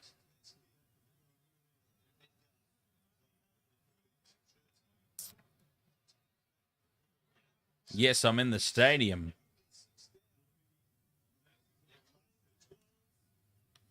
Nice. Very, very good. Hey, let's not forget Wasted World of Sports. Just for a laugh, I still think we should try and get let's try and get Wasted World of Sports on Fox Sports sometime. I don't think Channel 9 would have me. Fox Sports, maybe. I don't know. If we ever got to the point... Oh, what a great piece of work there at the back. The youngster who's on for Nickel Clockstead. Tuaupiki. Tane Tuaupiki. Let's just call him Tane. TT. Let's call him TT. Young TT at the back. What a great take. A spin. Got away from the first up tackle. Oh, he is filling in admirably at the back as Metcalf goes straight through. Kick and chase for himself. How's the bounce? Oh, it bounced. The bounce avoids him. And Jaden Campbell is back there to secure the ball. But Luke Metcalf again. Let's not forget, Luke Metcalf was let go early on his contract by the Sharks so they could stick with Matt Moylan. Oh, potential high shot here. Nothing doing. And the Warriors now putting on some serious defense. But yes, this is well worth bringing up that Luke Metcalf was let go by the Sharks in favor of retaining Matt Moylan. For Christ's sake. I can't stress this enough. the powers that be at the Sharks said, oh, Matt Moylan's better than this young fella coming through the ranks. And here he is, tearing the competition apart. Tane has gone straight through. He's just brought down by the jersey. And this kid who has come on, he's only getting the chance because Nickel Klogstad has gone off and failed his HIA. And he is absolutely lighting this game up at the back there, the young fella. It is glorious to see as David Fifita now roaming the sideline, looking to come on for another stint, is he? Or has he just gone off? I can't imagine that we would put the camera on him if he was on the way out. So he's potentially coming back into the game now. As the Warriors, Johnson fires the pass on, and it's tapped along to Witeni Zelezniak. He has to fall back for it, though, on the fifth and last. And the Warriors have it. 20 out from the line. Johnson, cross field kick. It's falling 5 out from the line. It's tapped backwards, and they've got the numbers out to the left. No! Jackson Ford cuts back in field and has thrown the intercept pass to Jaden Campbell. And Jaden Campbell is going to score for the Titans. Jackson Ford, you great big goof. Jackson Ford, all he had to do, head down, bum up, and charge for the corner. They had all the numbers to the left, the Warriors, but Jackson Ford has cut back in field and he has thrown the intercept pass. And there is a try for the Titans that should never have been. They should not have even been in the vicinity. The ball is tapped back here for the Warriors. And, Jackson Ford. What in the hell was that? They had the Titans absolutely skittled on the left-hand edge. Jackson Ford cuts back in field. Tapped back here from the Warriors. Here they just have to go through the hands to the left. Montoya is pointing to the corner. Jackson Ford cuts back in field. Throws the gift to Jaden Campbell. And the pace shown. Streaking away upfield. It's about to be locked up here. Shack of Hearts, indeed. It is honestly, the Titans have been playing this game 60 minutes, a man down, and we are about to be all locked up with 15 and a half to go.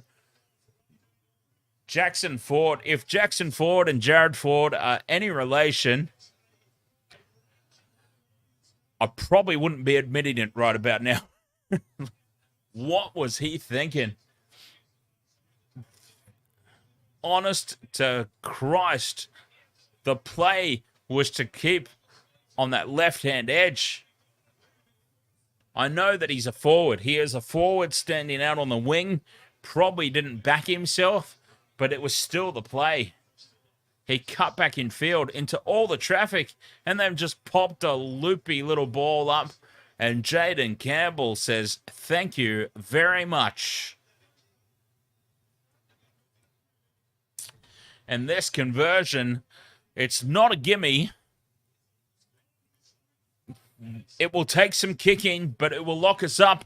Tanner Boyd, he's kicked it. We are somehow all square here at Seabus Stadium. I can't believe it. We're all locked up. Oh, dear God. This game has just come to life. I'll be right back.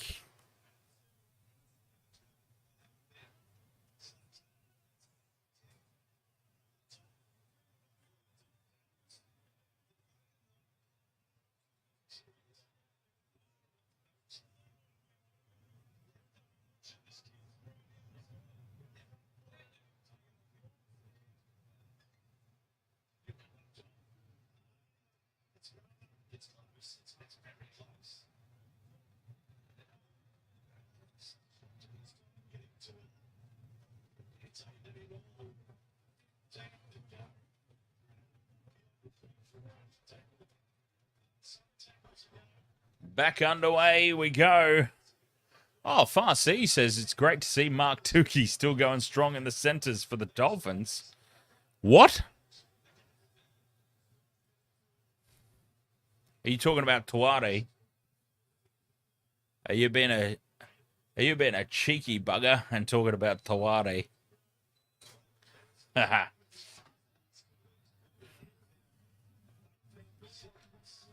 18 points or 14 minutes to go in this one. Don't forget, we are not cutting the stream off. We are going to keep rolling all through this Friday night footy. Panthers versus Storm coming up. But the story at the moment is this 12 versus 13 man Titans team absolutely taking it to the Warriors. Jason Bourne says, did you get a haircut, Dan? No, I didn't. I've just got it tied up.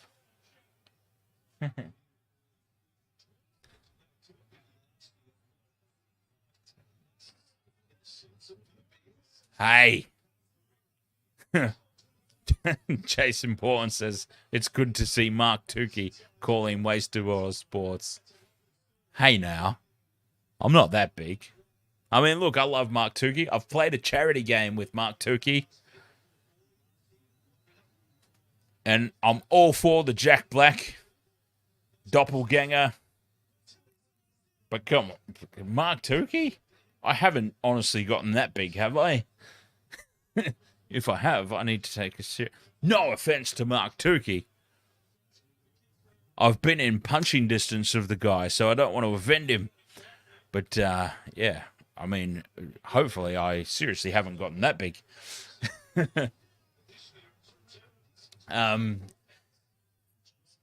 UFC, ahoy there, mate. Season defining right here. It could very well be for the Titans as they go short from the restart. It goes to 10 with Tenny Zalesniak slaps it back, and there is TT, Young Tane, securing the ball for the Warriors.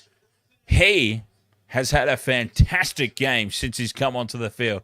He's been thrown to the wolves here, Young Tane T, and he is standing up and he is making himself accounted for. Now Johnson looking for the offload. He can't get the ball away. He's lost it here, Johnson. He's lost the ball.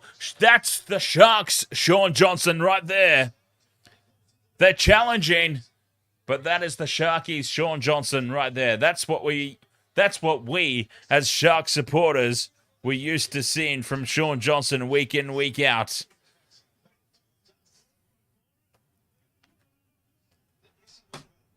Oh, Jason Bourne has had a drink with Fui Moi Moi. What a unit. No, see what I'm actually trying to do, potentially, is I'm just slowly but surely throughout the course of Wasted World of Sports, I'm going for the Bunty Afoa here. And then when I get to that point where it's just this sprout out the back of my bandana, I'm going to try and tee up a Dan and Bunty Afoa live stream.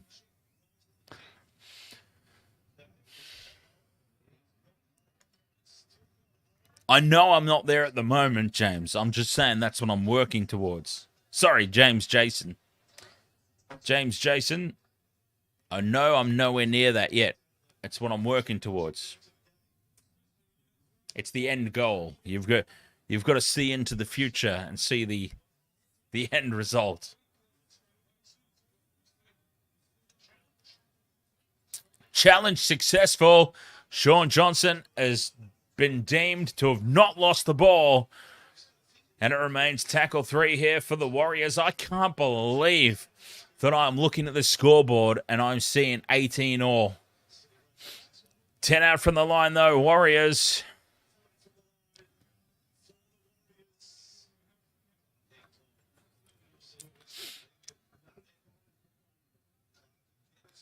Driven backwards in the defense. 5th and last. They're 10 out in front of the posts. Egan to the left. Johnson puts the boot to ball. And it is a result. It will be a line dropout. I dare say they're going to go short again here, the Titans.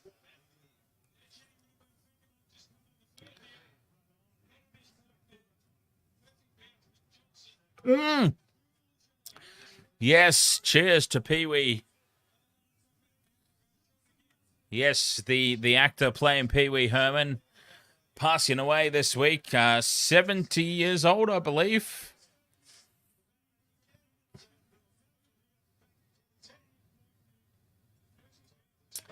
Pee-wee's Playhouse is no more. As the Warriors have the ball now. 10 out from the line. This game is drawing near to an end.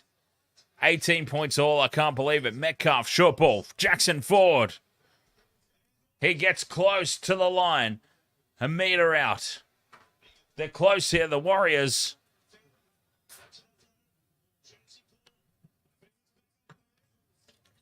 Tackle 4. There's still 5 out here. Warriors, Johnson. Calling runners back on the inside. 5th and last. In front of the post. They go left. Johnson's got the ball. Oh, look at the numbers out to the left. But they race up the Titans. They force the Warriors back in field. The defense, this 12-man defense of the Titans, stands up and makes themselves accounted for again, forcing the Warriors to cut back in field, and it remains 18 all.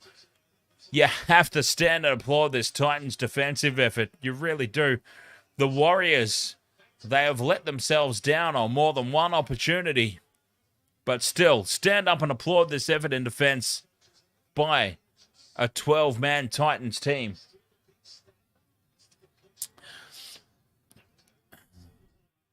And now they march towards the halfway line. If they manage to send this to Golden Point, it's anybody's game. 9.5 minutes to go. Oh, God, I've just spilled the drink all over my foot. 5th and last, they go high. The kick, it's not deep, not a lot of distance, and it's taken easily. Jackson forward, you can't keep him out of the game. For good or for bad, you can't keep him out of the game. Montoya now with a hit up. That's the first time I really remember him holding on to the ball. Weteni Selesniak, Mr. Soulglow, takes it up. 30. Oh, he's trying to milk a penalty here. Weteni Selesniak, and he's earned it. He's earned himself the penalty. Was it justified? Well, geez. I mean, this is 2023. It's not the 80s anymore. In the 80s, that's play on. In the 80s, that's bloody more than approved. Penalty to the Warriors, though. They're up at halfway from the kick into touch. And now, trying to stretch it wide. They go as far as Barnett. And he just rumbles forward and takes the tackle. Warriors, I can't believe that this game is locked up at 18 all. I really can't.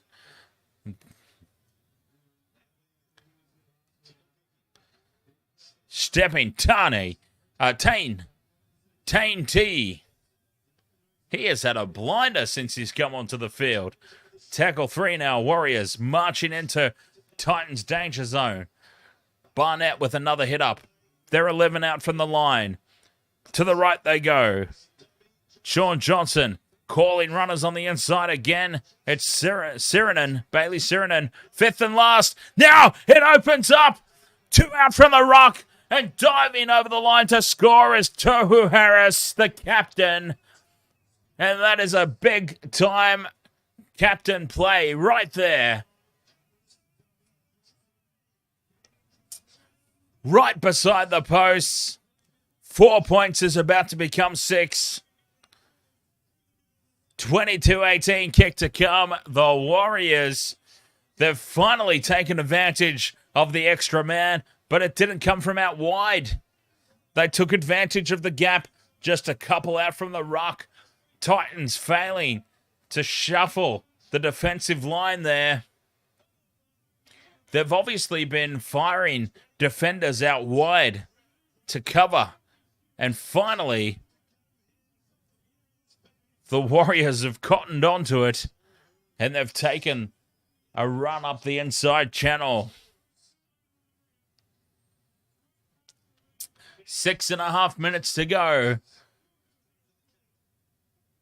No, I went for the Warriors, Jason Bourne. Just like I went for the Roosters last night. I was one of the only ones in the top 10 that went for the Roosters. And I've gone the Warriors tonight as well. Sean Johnson, easy conversion. He could have slapped it over with his ball sack. It was that close. And it's 24 points to 18. Warriors.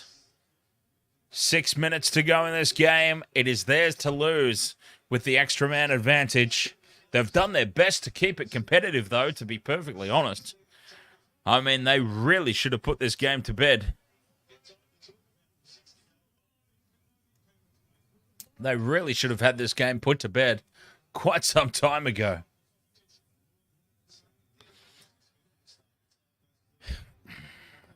Jaden Campbell to get us back underway. Goes the short kickoff. Oh, it's perfectly positioned. It's tapped back by the Titans, and they come down with the ball. The Titans are winning the short restart battle tonight, that's for sure. Yes, Jason, Titans. What was it, Shack of Hearts? It was in the around about the 20th minute. David Vinak, ahoy there. Looking good for the Warriors indeed, David. 24-18, 5 minutes to go. They have the extra man advantage. It's 13-12. Titans, though, hanging on in there. Fifth and last it is. Tanner Boyd puts the kick into the corner, moving forward and taking it. Marcelo Montoya. Oh, what a take. He's had the dropsies tonight, Marcelo. But what a moment to come through and hold on to the ball. Shack of Hearts says 17th minute was the incident ever since the Titans have played this full game with 12 men. Yep, that's exactly right. And they've done well to hold in. The Warriors, again, though, seem to be incapable of taking full advantage of that extra man. Now the kick into the corner, chasing through. Oh, it breaks away. It breaks away from Pereira, and it falls very kindly for Mr. Soulglow. And Wateni Zelezniak gets another try. Oh, it's the Shane Warne off break. And Wateni Zelezniak is the beneficiary of this one. This kick from Sean Johnson, you could see he put the spin on it. And it goes away from Pereira and straight into the waiting hands of Wateni Zelezniak for one of the easiest tries he will ever score. And that will be the game. 4 minutes to go. 28-18. Kick to come. And the Warriors have finally put the final nail here in the coffin of the Titans. Jesse, ahoy there. Jesse asks, did Montoya score a try? To be honest, Jesse, Montoya barely hold on to the bloody ball all night. No, Montoya has not scored a try tonight, I'm afraid. He's really had a quiet game. Sean Johnson has scored 2. Jackson Ford, Tohu Harris, and now Wateni Zelezniak, the try scorers for the Warriors. 28-18, kick to come.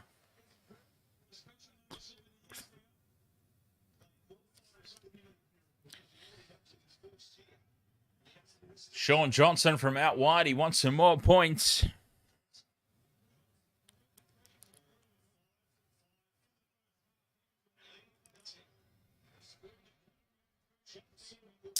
He pushes this across the face of the post. 28 points to 18 it remains.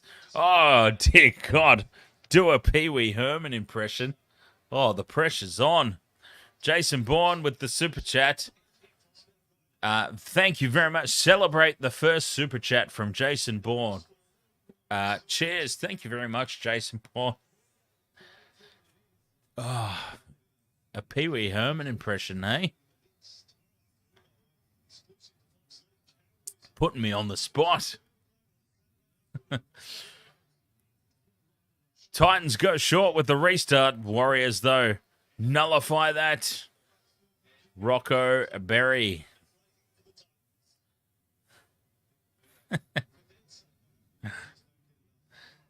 What are you doing to me, Jason Bourne?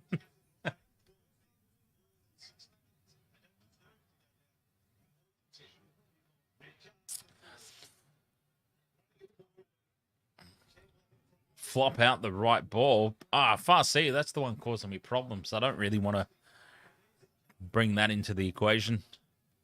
Anyway, let's not get back into that line of conversation again. Fifth and last here, Warriors. They're in striking distance again. 30 out from the line. SJ puts it high. Oh, and it's taken. Titans secure the ball. Big defense, though, from Jackson Ford. Or is that Barnett and the Warriors?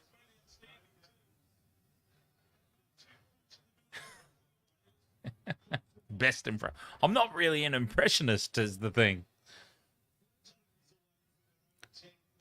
I don't really do impressions.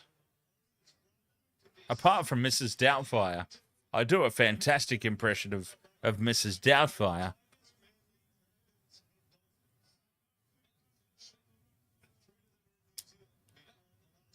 Oh, loose pass and the mistake made from the Titans. No, it's not called.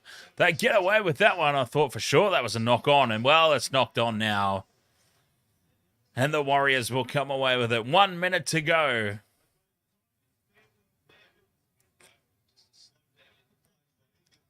I do a great Michelle. Hang on.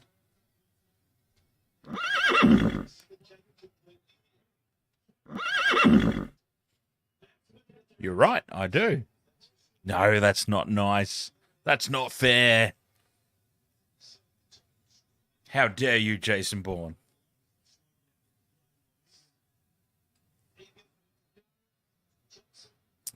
Bobsy says you forgot the bit where you walk off. Yes. Oh, poor Michelle.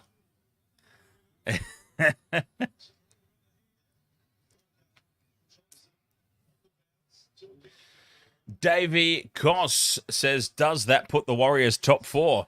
Well, considering they're already top four, I think it does. And here we are, 3, 2, 1, 0. That will be the full-time siren, 28 points to 18. Warriors, though, I have to raise a serious question mark over the fact they weren't able to put that game to bed a lot sooner, though, considering for 60 minutes it was 13 versus 12. Hang on. The screaming goat sound? I wonder if the screaming goat sound has become so popular now that it is actually monetized. Let's find out.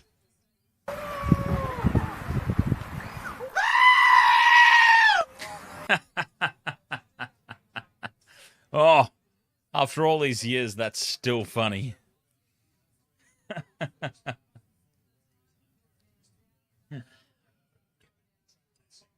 Oh, God. Well, there we go. The Warriors. Geez, they did it the hard way, the Warriors. They did it very, very difficult. 13 on 12. 28 points to 18. They come away with the victory. I mean, that's a great one for me for the Wasted World of Sports tipping contest. It seems like everyone in the top echelon went for... Oh, look! I tipped the Warriors by 10 as well. Oh, perfect. Perfect for me. Shack of Hearts says, to put it in perspective, if it was the Panthers with that one-man advantage, it would have been game over at halftime. Yeah, but look, obviously I love the Panthers. The Panthers are my dad's team, so I have a soft spot for the Panthers.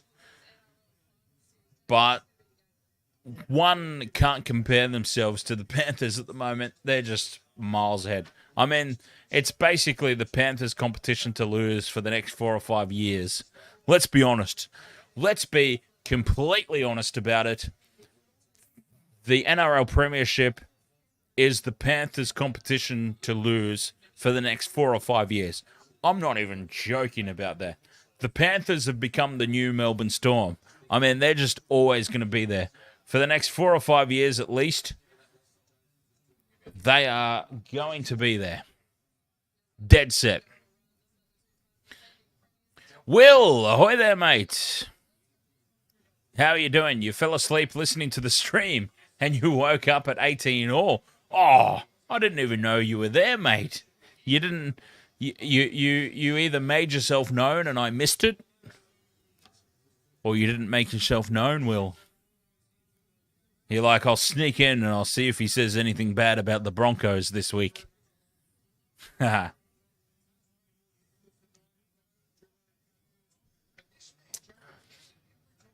Here we go. Panthers versus Storm. Shack of Hearts says, so Dan, who's going to be playing with 12 men in this match?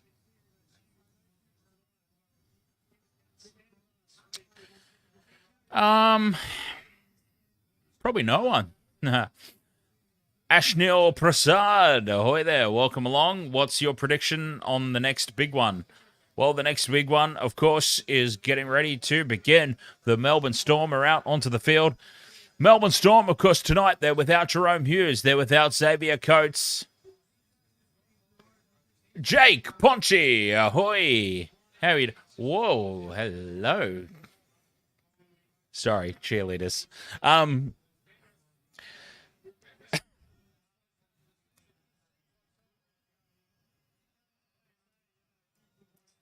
Yep, completely lost my train of thought.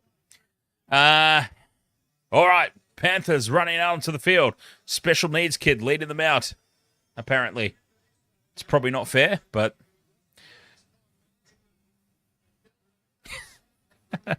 Oh, man, I'm doing my best to get myself blacklisted from... I'm doing my best to get myself blacklisted from YouTube, I swear. Okay, my prediction for this game. All right, Jerome Hughes is out. That's a big out for the Storm. That is a massive, massive out for the Melbourne Storm. Jerome Hughes. I think the Panthers win quite comfortably. Jerome Hughes is out. Xavier Coates is out. I think Penrith win at home by, at least 16 points tonight. I'm going to say 28-12. 28-12, I'm going to say, as we're ready to go. Oh, God, I'm not ready to go. Kickoff is underway, and we've still got the Titans Warriors score up on the screen.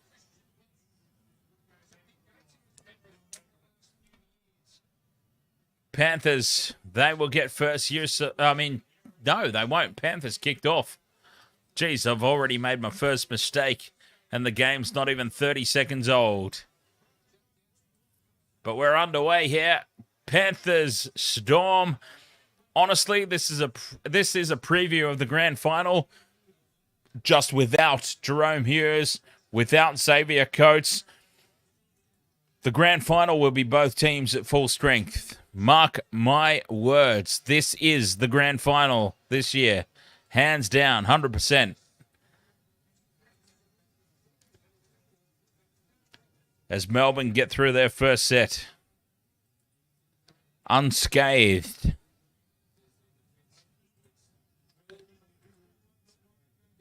There we go. We've now got the scores all figured out there. Fantastic.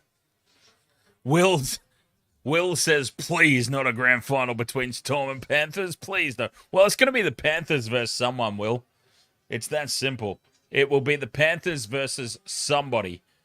And I honestly think Storm are leading the way at the moment. I think the Storm are the front runners to be in that position, in all honesty. Oh, they've let it bounce here. The Storm have just looked at each other, and that's where they're missing Xavier Coates. Oh, chalk that one up. Look, honestly, Xavier Coates is out tonight.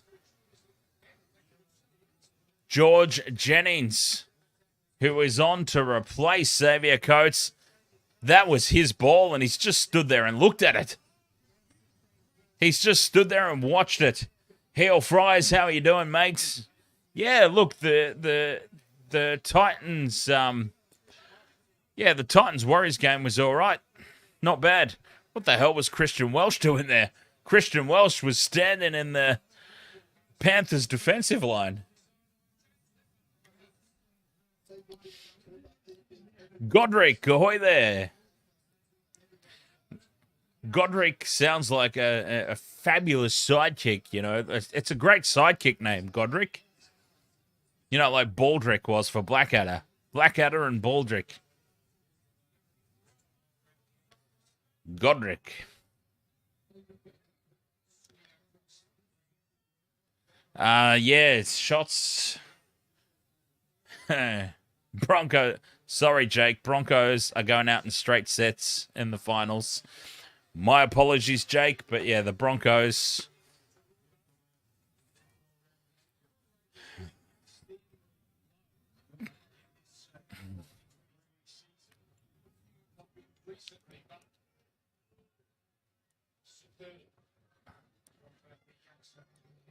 Jason Bourne's trying to be a bad influence and make me do shots on the live stream. As if this is Intoxigamer.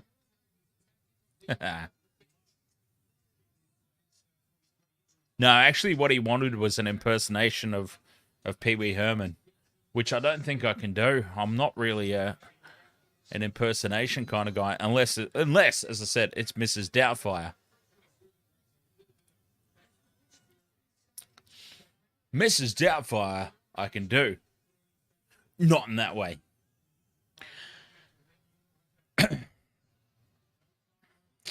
Not in that way. Get your minds out of the gutter. Anyway, 4 minutes are gone in this game. I don't think I've spoken about it once yet. Melbourne have got the ball. Let's not forget, Melbourne Storm, they are without Jerome Hughes tonight. They are without Xavier Coates. Penrith, hands down, favourites for this one, in my opinion. I actually think Melbourne, they're doing well, that it's still 0-0. Fifth and last now. Munster puts it high. Edwards takes it clean. Great work there from the Melbourne Storm chasers to resist the urge to take the man out in the air. To'o back for a hit up. And now they give away a penalty. Crowding the play the ball area. Harry Grant. Of course, Harry Grant's got something to complain about. But it's a penalty to the Panthers, holding down in the ruck.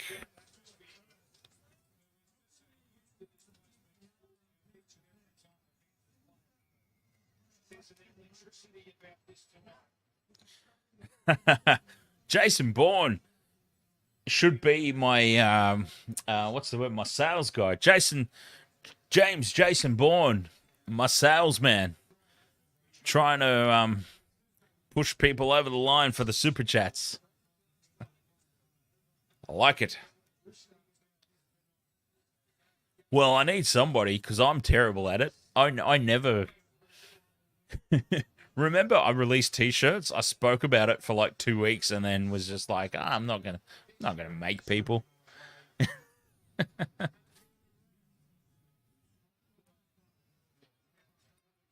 That's what I need. I need salesmen. I need shillers.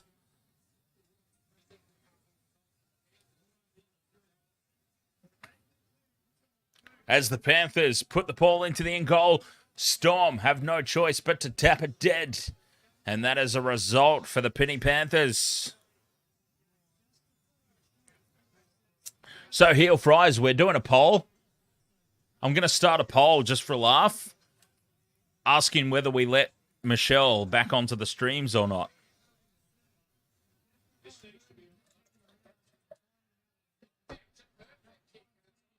Will we let Michelle back into the Waste of Water Sports live streams?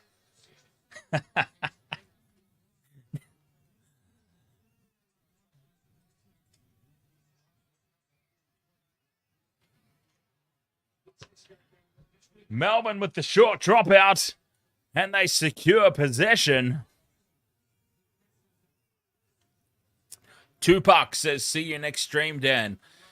Catch you later, Tupac. I'm so glad to see you're still alive. I knew it. I've been telling people for years Tupac is still alive. So glad to see evidence of it. And as now the ball is loose and the Panthers swoop on it. Although the double knock on now, first knock on. Harry Grant is blowing up again. Harry Grant once again blowing up. But he's lost that ball. I don't know what he's blowing up about. Panthers will have the ball. 40 out.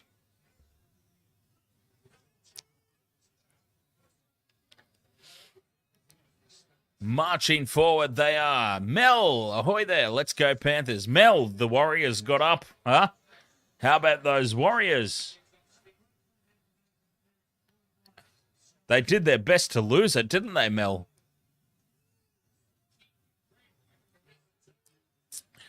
Eight minutes gone. Panthers ball. Yo, just feeding. Lindsay Smith on the inside. Tackle 3. Panthers dominating territory early on. Now Luai puts the kick through early. Oh, Panthers, the chase through for the ball, and they've been taken out, and it's going to be a penalty. Dropping the shoulder. Who was that? I think it was Sorensen who was taken out, obstructing the kick chase. A penalty to the Panthers. Take the 2. Take the 2.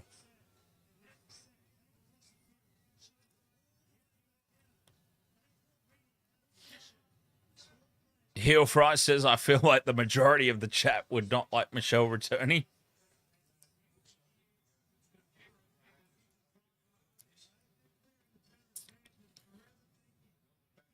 Take the 2. Oh, they're taking the 2. Yes.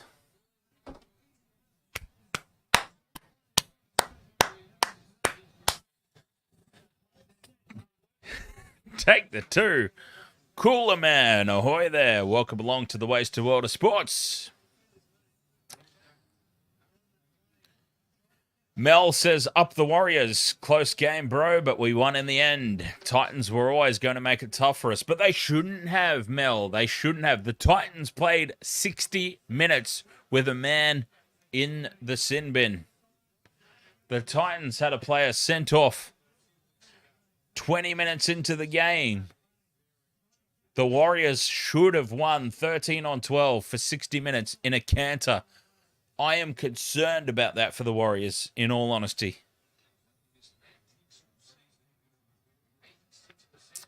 Nathan Cleary from just beside the post puts it over, and the Panthers are up 2-0.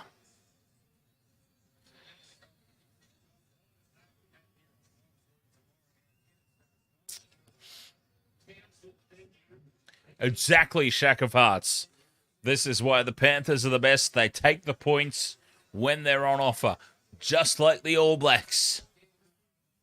And the All Blacks are, of course, the pinnacle of rugby sports. Yeah, Shack of Hearts.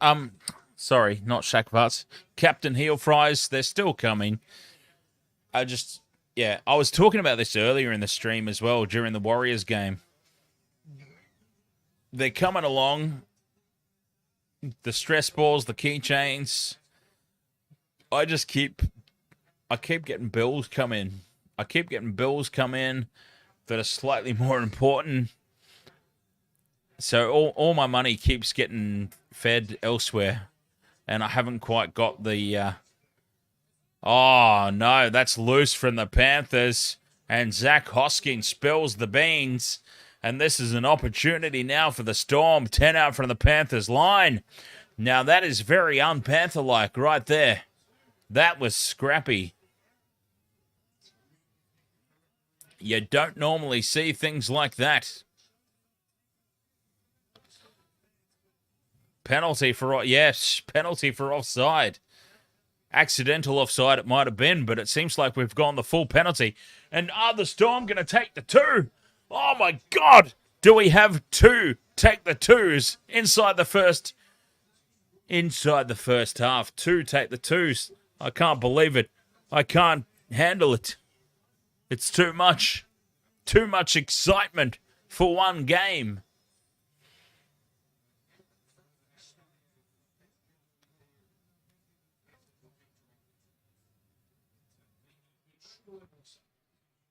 It's about to be 2 points all. When was the last time we've seen this happen? 2 points all. Jake Ponchi says, mate, how are the mighty Sharks? Terrible down that left-hand edge. They've really got to tighten up that left-hand defense. I actually have the Sharks dropping out of the 8. The Roosters are going to sneak in. Yep. Roosters are going to sneak into the 8. The Sharks will drop out. That's my late season prediction. I hope I'm wrong, obviously. I do obviously hope I'm wrong, but yeah, Sharks have been really, really disappointing this season, to say the least. But anyways, that's a problem for tomorrow night. That's a problem for tomorrow night, and the Sharks Rabbitohs stream when the Rabbitohs put goddamn 50 on us. Heel Fry says, Dan, I don't think I've ever seen a more negative supporter than you. Hey, come on. What positive is there for the Sharks to take out of the season so far? Honestly. I mean, I totally appreciate what you're saying. I'm a real asshole when it comes to my own team. I get it. But honestly, what positives are there to take out of this season for the Sharks? Honestly. Fifth and last here, Storm. Almost caught with the ball. Quarterback sacking. They managed to get the kick away. But it's straight down the throat of Taruva.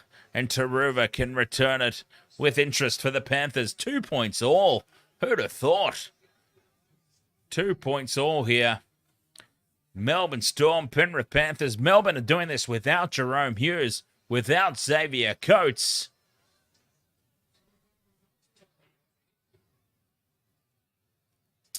So Heel Fries has voted Crowley to replace Crowley to stand in as my co-host full time. Well, I don't know if Crowley is interested. I would have Crowley around any time that he wants to be around. It's entirely up to him.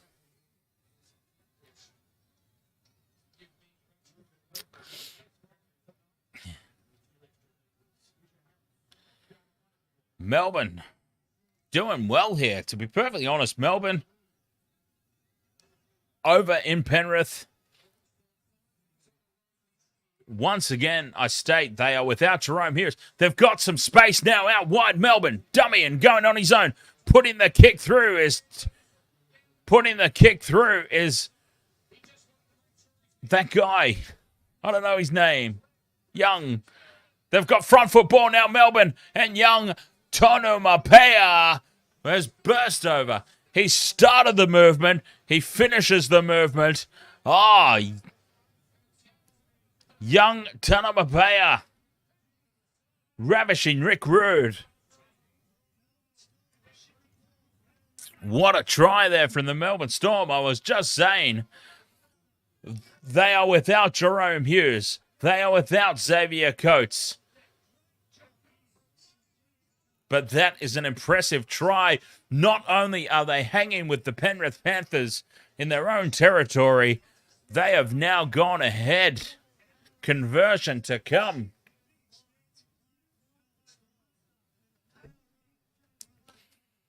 Geez, they don't need Jerome Hughes. Jerome Hughes can go...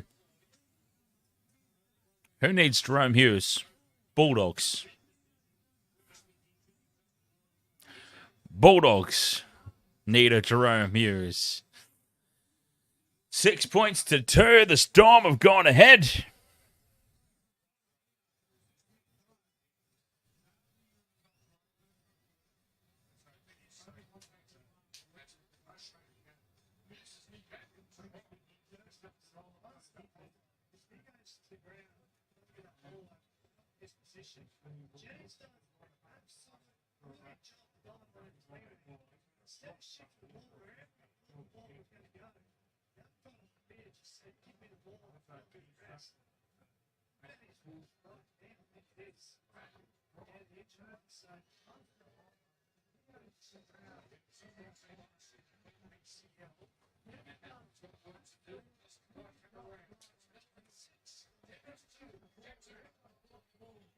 Oh, no. He's missed the conversion. 6 points to 2 it is. Storm, though, they've done very, very well to have this lead. Haitham Nassan, ABC for Panthers. Jimmy Lister says, wait, did Charles Nickel Clockstat go off for HIA and fail? Yes, he did.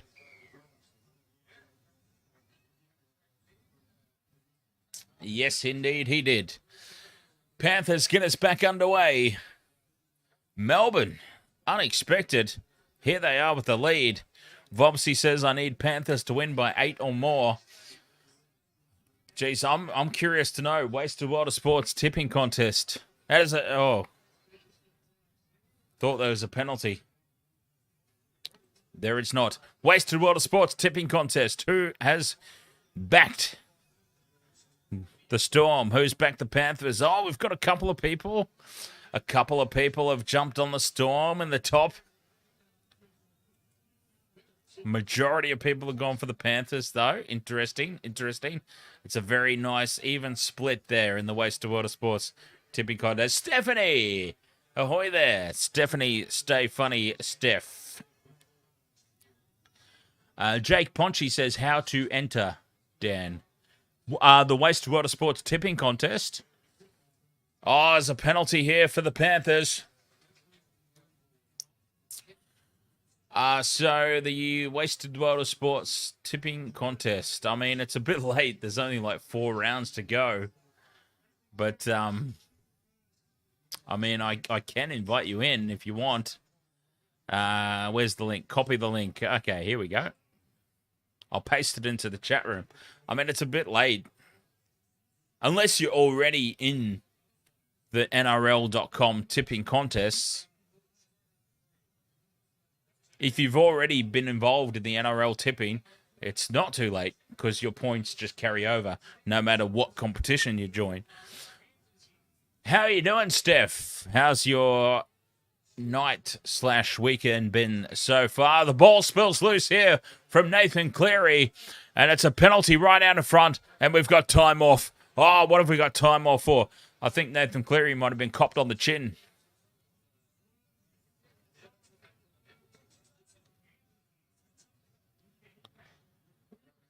I mean, it's a big target, let's be honest. Take the 2. A penalty right in front, and they're sacrificing the 2 points. Oh, they want more here, the Panthers. They want more than the 2. They want to try. Tackle 2 here, 5 meters out. Edwards to Cleary. Back on the inside is Hoskin. He holds onto the ball this time. Good for him.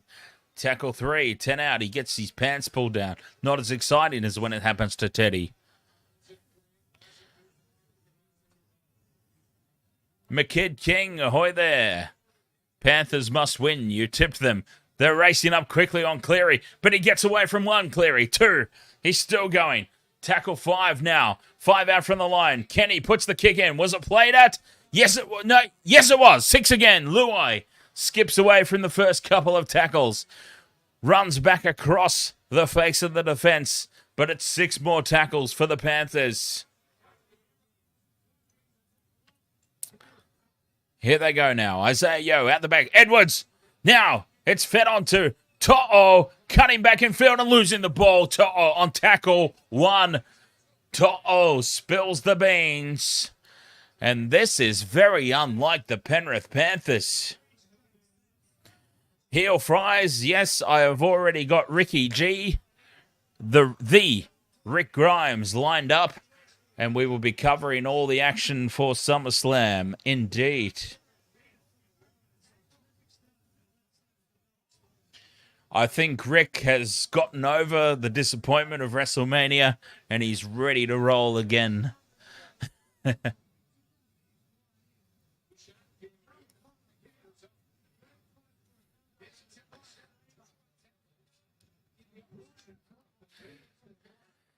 Scrum down for Melbourne. 10 out from their own line. Holding on to a 6-2 lead. I mean, I can't stress this enough. They are doing this without Jerome Hughes. Without Xavier Coates.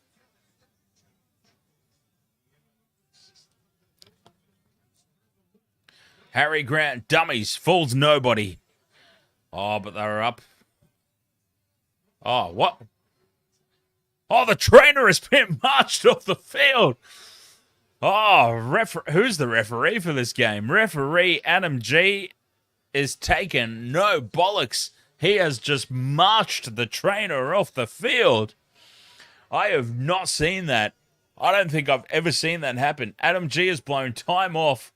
I thought there was a penalty to the Storm, but Adam G has blown time off to yell at the trainer and tell him to sod off.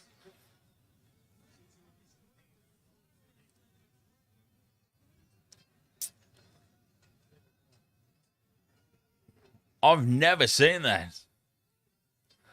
I think the trainer must have sent death threats to Adam G's dog or something. Like that was intense. The way that he just told the trainer to bugger off the field. Panthers fan and Eels, ahoy. Welcome along. What an odd couple of teams to support. I mean, don't you guys essentially hate each other? Panthers and Eels supporters, don't you hate each other? It's very rare to find one that supports both.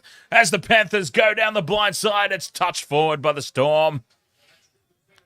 It'll be Penrith ball. Tapped forward by the Storm, but they have negated the try-scoring opportunity there. Number 18 it is for the Storm. Knocking that ball down. Saving a try there, Wishart. Panthers would have scored otherwise. But they do get a full set of 6. Ed Vogel, ahoy. You've been watching AFL more. The time has come. What time? The time... Nah, I won't see it. I won't say it.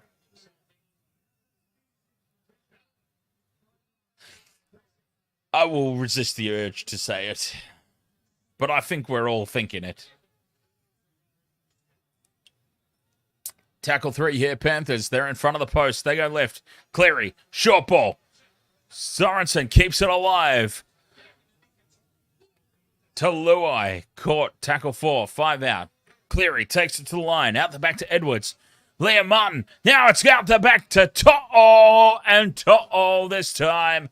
They have created the space and they've taken full advantage. Try time, Panthers. We are all locked up at 6 points all.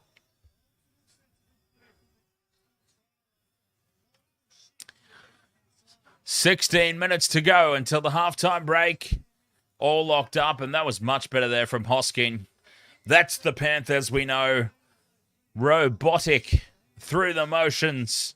And To'o plants it down in the corner.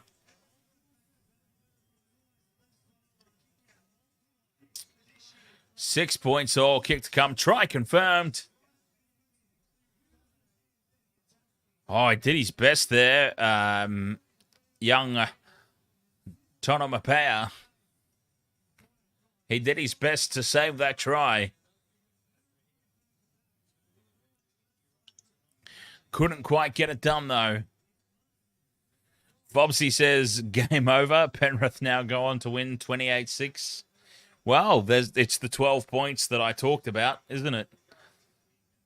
I predicted Panthers by 12. I think I said 12, did I? Maybe. I don't know. I don't remember anymore.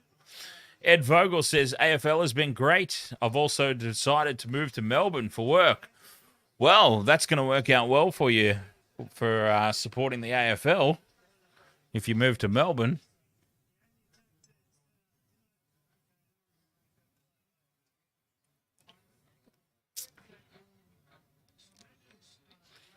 Nathan Cleary now from the sideline. 1 from 1 tonight.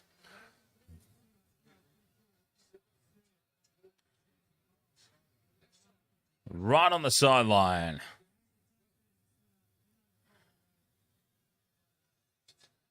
Oh, he's hooked it out to the left. It pushes across the face of goal, and it stays 6 points all here. Panthers and Storm.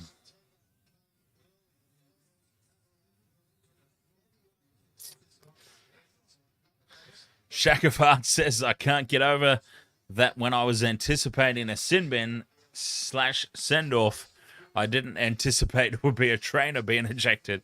Oh, that was hilarious. Yeah, it was so funny. Trainer being marched from the field. Farsi says, your favorite Japanese side dish is starting tomorrow.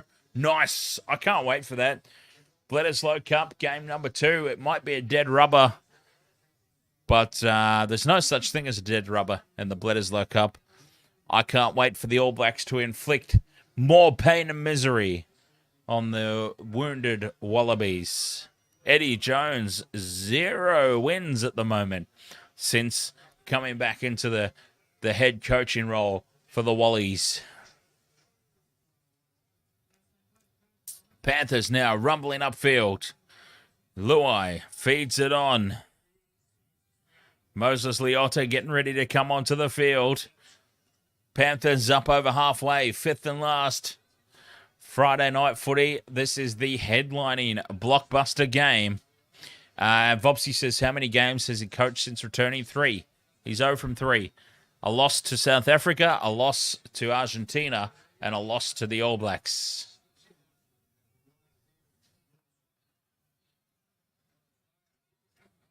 The loss to the All Blacks you can forgive, but the Wallabies don't usually lose to South Africa or Argentina. So you can't forgive those.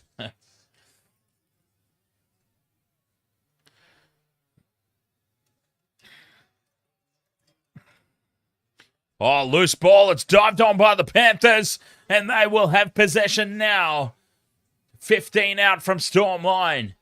Oh, Game of Mel. What's happening? Melbourne are capitulating here. In front of our very eyes, the Melbourne Storm are capitulating.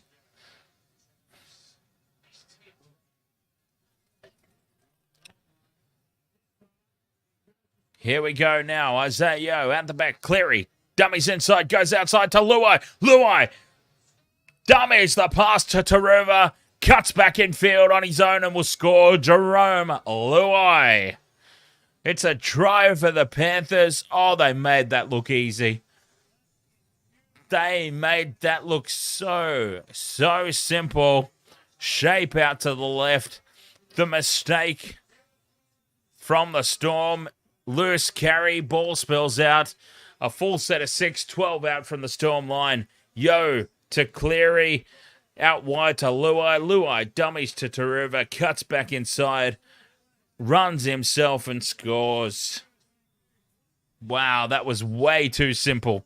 Way too simple for the Penrith Panthers.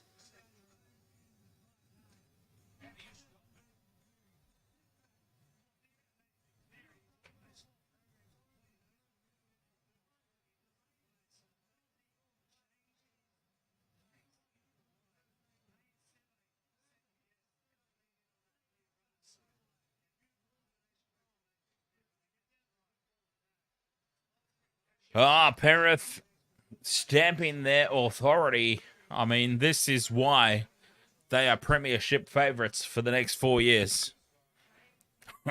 In all honesty. I mean, Penrith are guaranteed a spot in the grand final. This is their competition to lose. And they have just shown why, because that was just way too easy. Cleary moves in. He's on his favourite side. He puts it right down the middle. Nathan Cleary. 12 points to 6. Penrith over the Storm. 11 minutes to go till half time. Penrith just looks slick. There was a time, like you go back to a few years, just go back a few years when Cameron Smith was still playing. A 12-6 scoreline over the Storm was nothing to get really excited about because you knew that Melbourne were coming back at you. Penrith have just got themselves into this phase, into this stage. There's no coming back. Like, when they get on top of you, it's done. When they're on top of you, just lay back and accept it.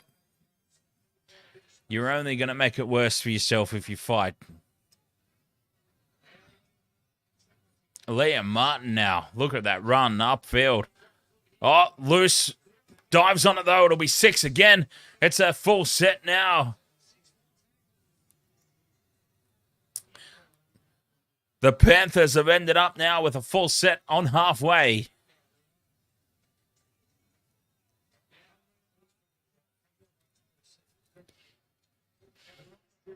Shack of Hearts.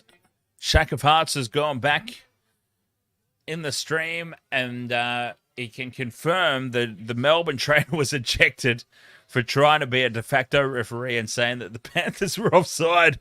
That's hilarious. Well, I mean, that makes sense because referee G blew up big time.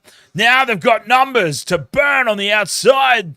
Penrith, but Hosking slips over. Hosking slips over. A try has gone begging there for Penrith. Cleary with the crossfield kick. And they come down with it here. Melbourne down with the ball. And they win the penalty.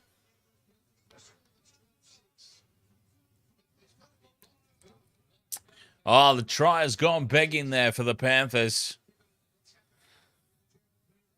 Plays just falling apart down Hoskins' edge. Like, they scored the try down Hoskins' edge for To'o, to be fair. But the ratio, it's all about the ratio. Hoskin is obviously not normally there. He's obviously not normally there. We can acknowledge that fact. He's filling in there for the Panthers, and he's doing an admirable job. But he's not usually there, and just, plays are breaking down out that side for the Panthers tonight. Now a 6 again for the Storm. A ruck infringement. They're 40 out from the line. Just keeping themselves in this contest, Melbourne.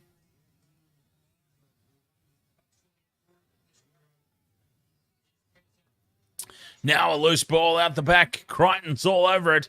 It's a 6 again. They're inside the 10 here, the Panthers. Seve with the head up. Melbourne, can they answer? Munster running crossfield. I forgot Munster was even playing. Young Tunamapea with the offload to Wishart. Wishart fires it back in field, but Nathan Cleary is there, saving the day for the Panthers. Young Tunamapea is having a blinder of a game there in the centres. It must be said.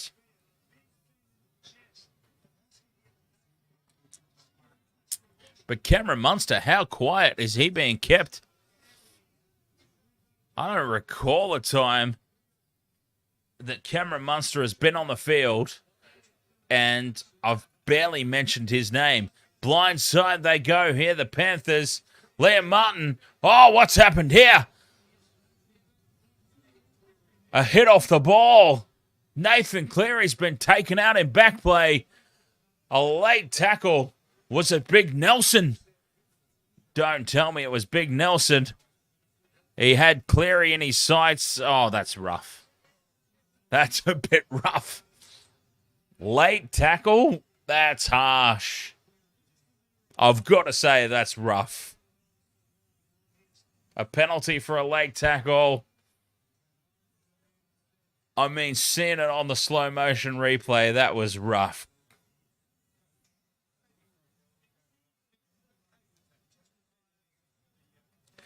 Six and a half to go till the break. 6 points the difference. And that was a bit rough there on Big Nass. Penrith ball, though. 40 out from the Storm line on the back of that penalty. Can they reap the rewards that have been offered up to them here? Isaiah Yeo takes it to the line. There is big, gigantic Moses Leota. Al Uris says up the penny. 6 again for a ruck infringement. A full set of 6 now. 12 out from the line. The Panthers in front of the post. Kenny to Cleary. Cutting back in field is Liam Martin. He can't get away from the defence. Still 10 out. Kenny sends it left. Cleary steps and falls over his own feet. Tackle 3. Panthers firing out left again. Luai just feeds it on. They keep the ball alive. It's back to Luai. Back in field they go towards the posts. Eisenhuth. Oh, Eisenhuth appealing for a crusher. He's got it. He's got it. Take the 2. It's a penalty right out in front. Take the 2. You get the feeling they'll tap and go, though, the Panthers. I would take the 2 if it were up to me. 5 minutes to go till half-time. Take the 2. Go beyond a converted try. Open it up to 8 points. 14-6. Gift 2 points if they want it here, the Panthers. Josh King on report for that tackle. Craig Bellamy's not happy, but to be fair, when is he ever? Let's not read too much into that. You get the feeling that they are taking the 2 here, the Panthers. The pace of this game has just slowed down a little bit. Time is off. And they are lining up the 2 points. Huh? See? There is something in it. We talk about it all the time. Take the 2. A gift 2 points on offer here for Nathan Cleary. Right in front, gift 2 points. Fires it over. 14 points to 6. Now the Panthers lead. 5 minutes to go till the halftime break. A gift 2 points. You don't sacrifice those under any circumstance. Melbourne Storm, they've made 155 tackles in this first half. 155 tackles.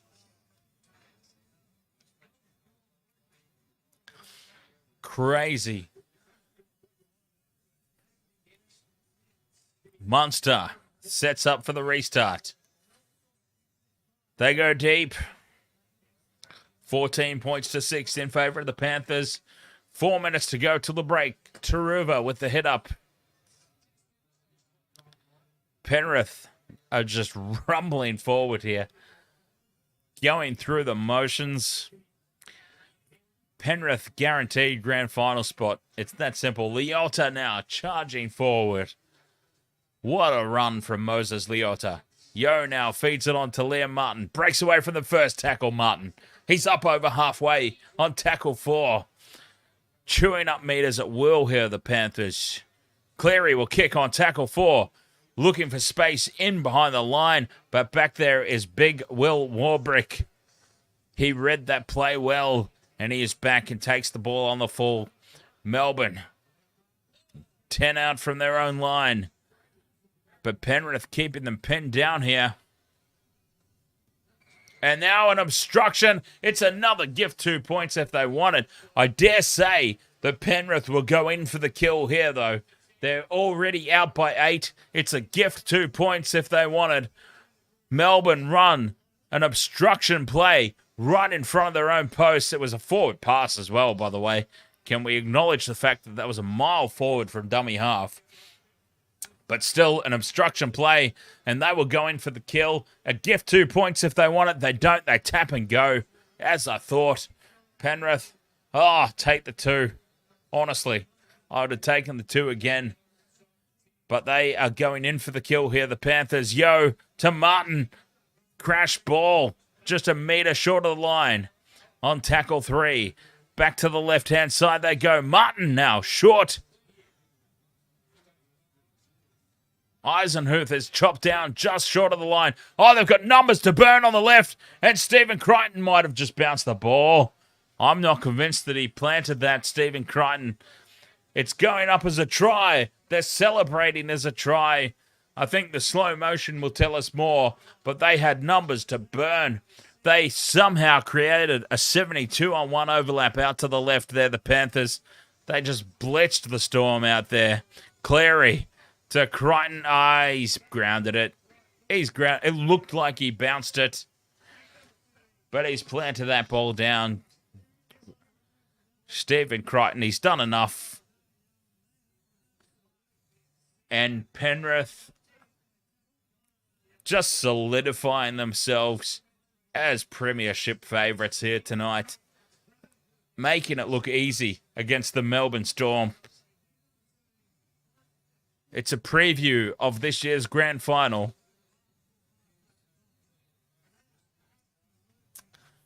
And this is just dominant. Absolutely dominant display here from the Penrith Panthers.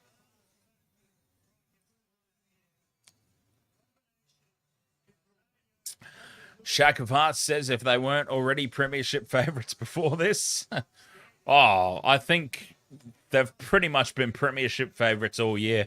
It's only Broncos supporters that have been suggesting that they aren't premiership favourites because the Broncos got that win in round 1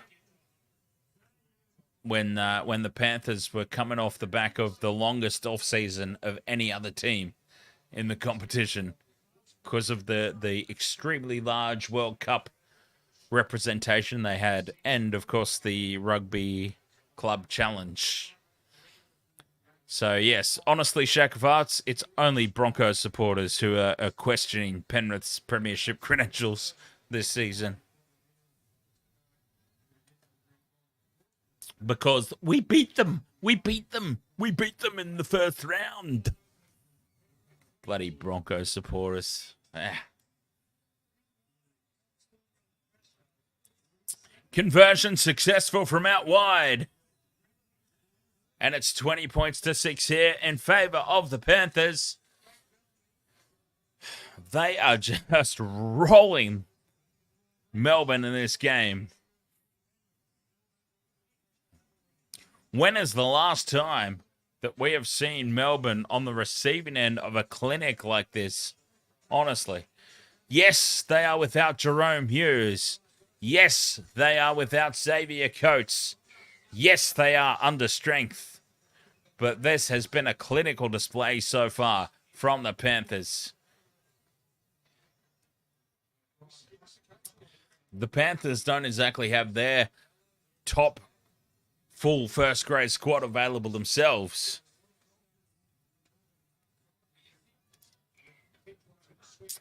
And this should take us into half-time. 20 points to 6. Penrith over Melbourne. What a first half. If they don't get a standing ovation here from their home crowd, there is something seriously wrong at the foot of the mountain there. Racing off the field with much enthusiasm, Penrith. And the crowd should stand and applaud their home team for that performance. That is one of the best first halves of footy that I've seen all season. Just stamping their authority over this premiership. I've been saying it for a long while now. This premiership is Penrith's to lose. No one is even close to them at the moment. No one is close to this team this season. It is theirs to lose.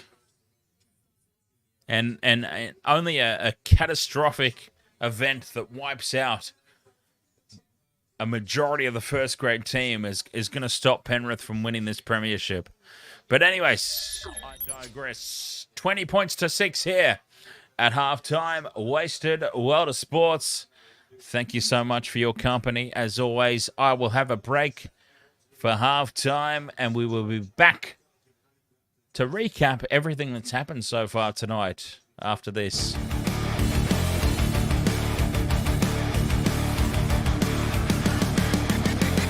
$20 points to 6, Panthers. Will they go on with it in the second half and really put a stamp of authority on it? We'll see. Wasted World of Sports. Back after this.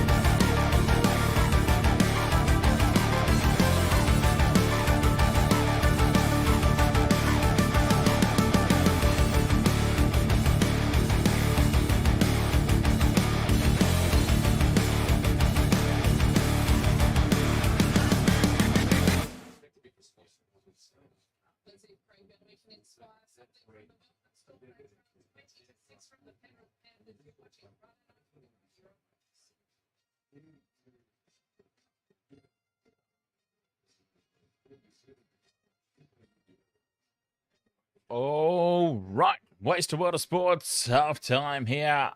20 points to 6. It's been a dominant display so far from the Penrith Panthers. Just controlling this contest against Melbourne.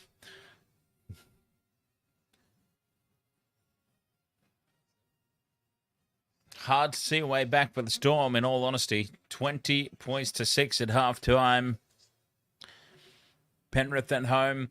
This is a very, very different Melbourne Storm to the traditional Storm that we know.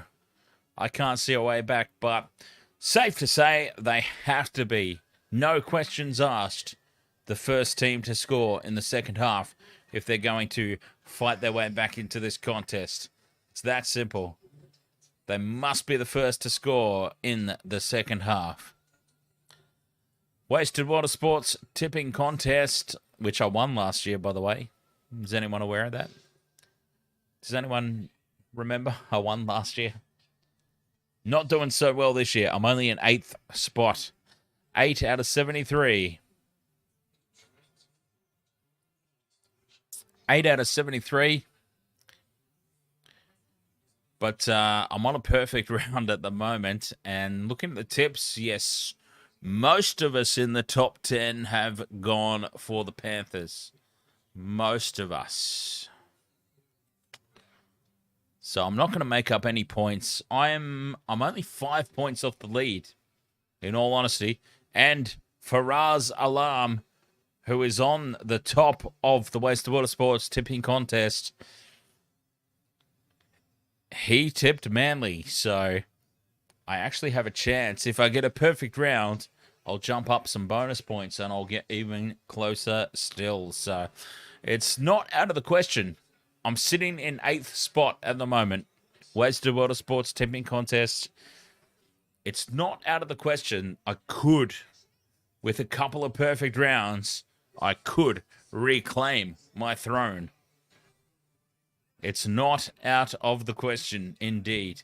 What is out of the question, though, in all honesty, let's be honest, what's out of the question is anyone but the Panthers winning this premiership. I mean, can we all agree, honestly? Everyone else is basically just fighting to become the runner-up to the Panthers this season. I mean, we are pretty much, honestly, at that level, are we not? Oh, look, okay. The power of social media.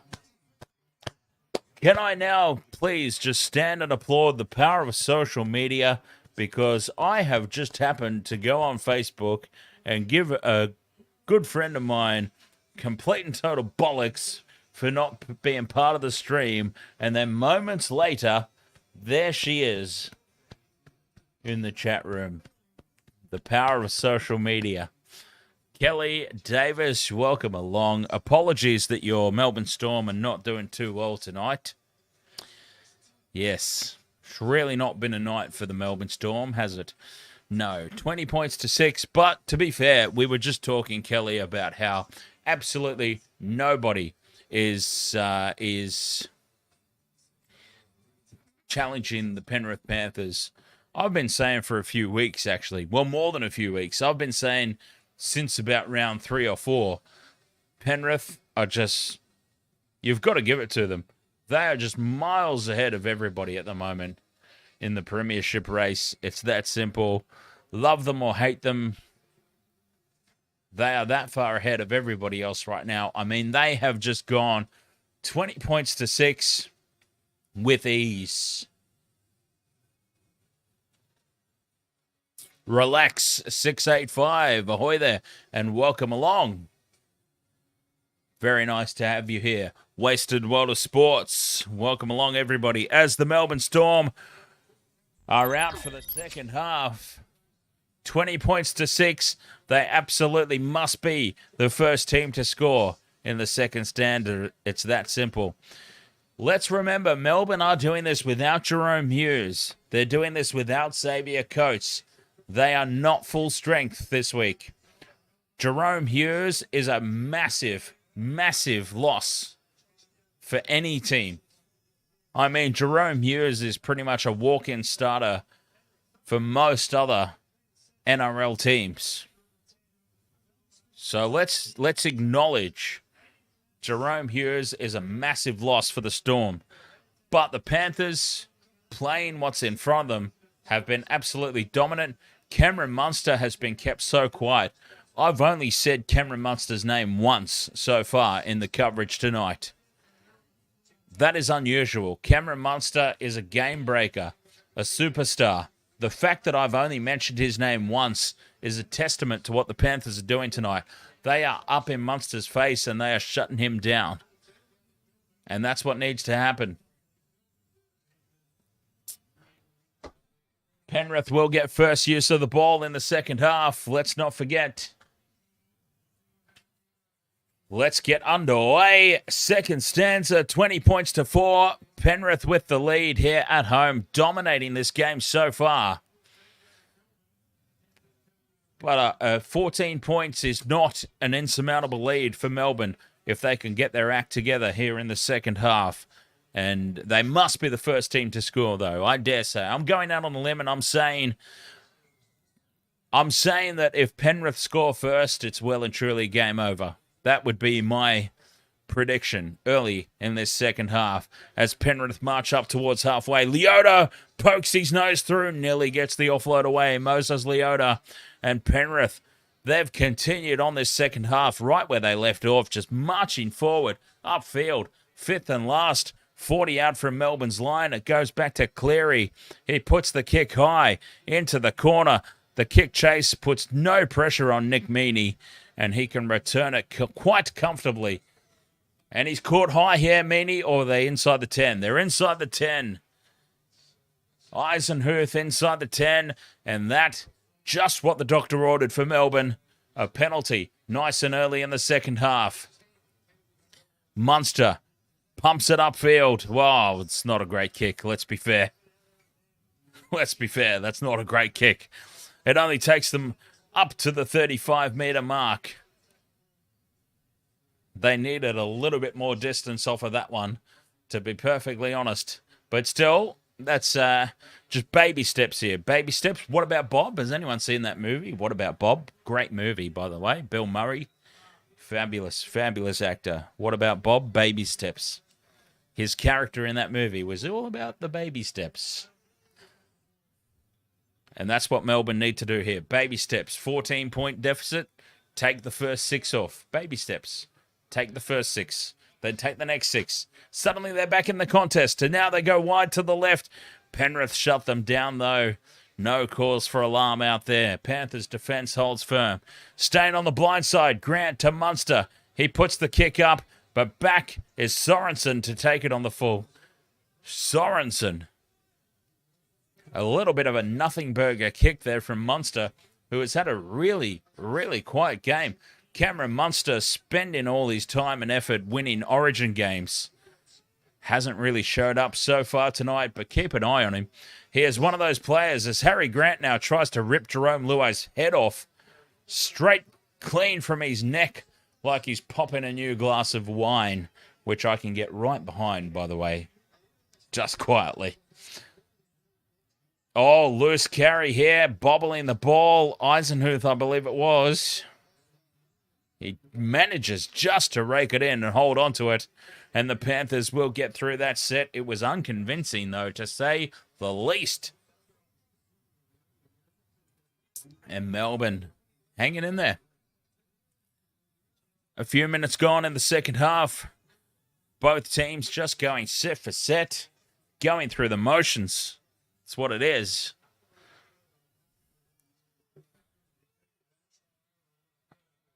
Up over the 40 they go now. Melbourne must be the first team to score in the second half. Nelson charging forward. Big Nass. Oh, you wouldn't want to get in his way. Fifth and last. Harry Grant breaks quickly down the sideline. Blind side they go. Kick in. Pressure on Edwards. Oh, pressure? What pressure, says Dylan Edwards. He takes that well in the face of the chasers. And Penrith come away with the ball. Will says Munster should have gone to the Dolphins. 100%. I'm with you there, Will. 100%. Cameron Munster would have been a complete and total game changer at the Dolphins. I'd have done it. In all honesty, I'd have done it. I really would have. He's accomplished all he needs to accomplish with the Melbourne Storm. I understand loyalty and all that, but Munster at the Dolphins under Wayne Bennett, my God. Tell me that is not a top 4 side. Honestly, what they've done with what they've got, is Munster not leading them into finals footy? Come on. I'd have done it. I applaud him for his loyalty, though, at the same time. Even if his loyalty was just Braith and Astor bumping his price up. Manager Braith just bumping his price up a little bit with those Dolphins talks. Fair enough. You do what you got to do, don't you? You do what you got to do. But yes, look, I honestly would have gone. Melbourne now marching into Panthers territory. 5th and last. 30 out from the line. The kick goes high. Taruva moves forward. Takes it at ease. Taruva. No pressure on the kick chase. And Penrith just doing what they need to do. Going through the motions. Very robotic. This is what I've been talking about. The Penny Panthers. Very robotic. Kelly Davis says he absolutely... Actually, I'm just going to call you Kelly. That's okay, isn't it? I have a tendency to call people by their full YouTube names. I know you well enough to just call you Kelly. We're on that level. Kelly says he absolutely should have gone to the Dolphins. My hometown would or should Reece Walsh. Well, I think you can do without Reece Walsh, in all honesty. I think you've got a much better fullback in the Hammer, in all honesty.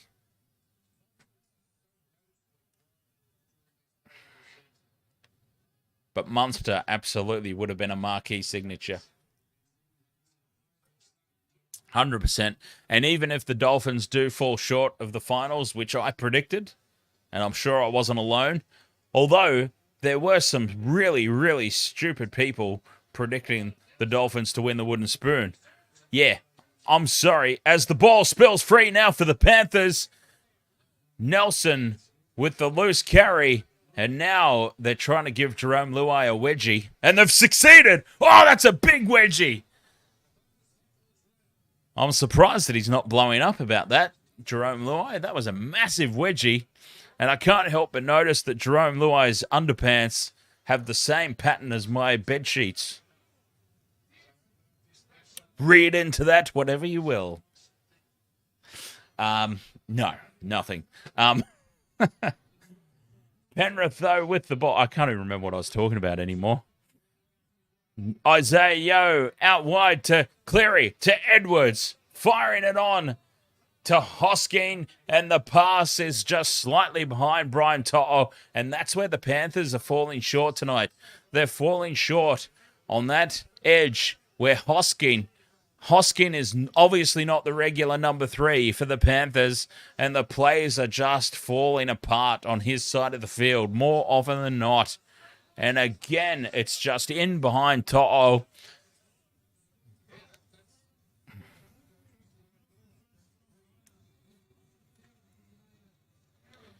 Will says, I bet you're the same color as your mankini.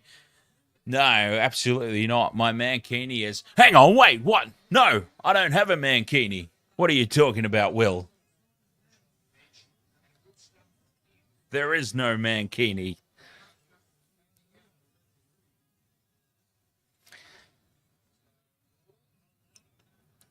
And the mankini absolutely does not have Pikachu ears attached to it. I mean, what?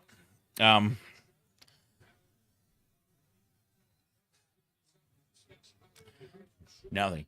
Fifth and last here, Melbourne. They're back in Penrith territory. Doing well to hold on here. 20 points to 6 as I scramble for a distraction to the conversation path we were just on. The kick down to Dylan Edwards. Oh, it's an absolute masterclass from Edwards at the back.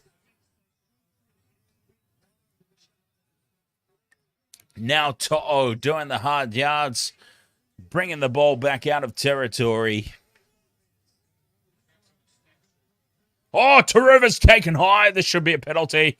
This should be a penalty. Oh, that was very lazy. Harry Grant just racing in, throwing the arm over the top. You've got to question the intent there, surely. You must question the intent. It's just a stray arm. Oh, that looks a lot worse than... On replay, that looks a lot worse than it did live. And I think he's very lucky to get away with that there, Harry Grant. That was just lazy.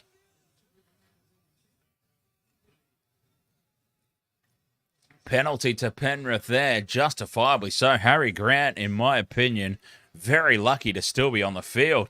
Kenny breaks from dummy half. Panthers just rumbling off field. 30 out from the line. Just setting the plays up. So how are you going out there, Kelly? Oh, for anyone who's not aware, Kelly in the chat room there, a high school friend of mine. Even though we didn't talk maybe we talked in high school. I don't remember. I didn't talk to very many people in high school. I was the quiet kid that just sat in the corner and kept to himself. As the short ball now from Luai to Sorensen, and they nearly break through the Panthers. Fifth and last, they're 10 out from the line. Yo fires it out wide. Hosking to To'o. To'o for the corner. It's another one for the Panthers. It's a second for Brian To'o. And this time it's worked out for Hosking. And it's another try. And the Panthers just roll on. 24 points to 6. Kick to come from out wide. Hosking does his job this time. And he does it well.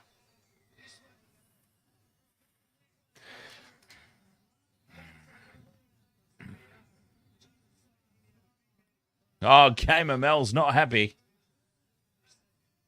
Melbourne. To be fair, Gamer Mel, it's very hard to roll with the Penny Panthers this season. Let's be honest.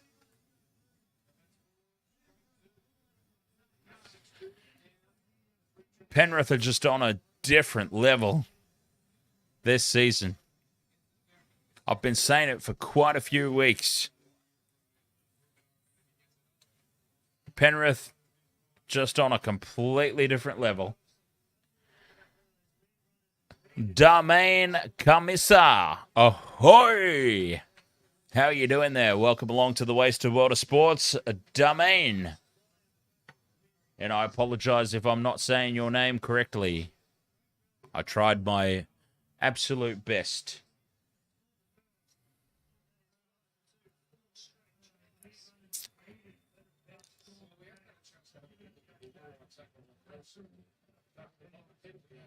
Ha! Kelly is still there. I thought she buggered off. There you go. Yes, Will. Dan and I did high school together. Great compliment, though, isn't it, Kelly? He's giving you a great compliment there. You've got to appreciate that as Nathan Cleary lines this up from out wide on the right-hand sideline. He's had some practice from out here, and oh my God, it's right down the middle.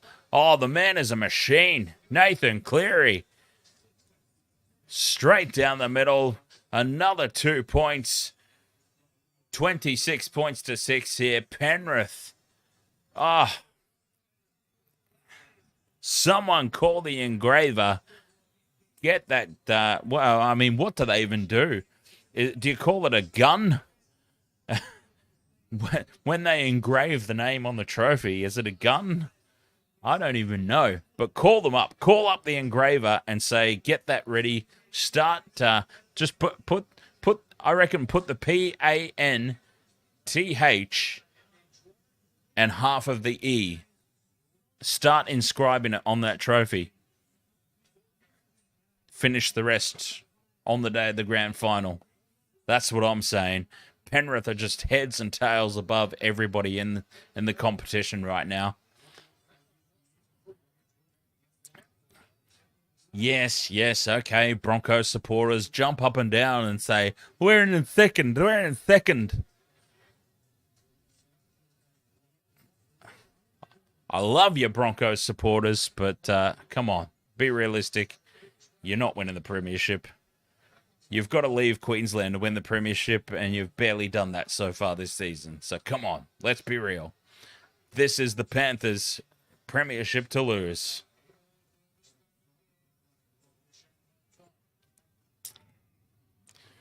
There is still 27 minutes to go in this half, by the way.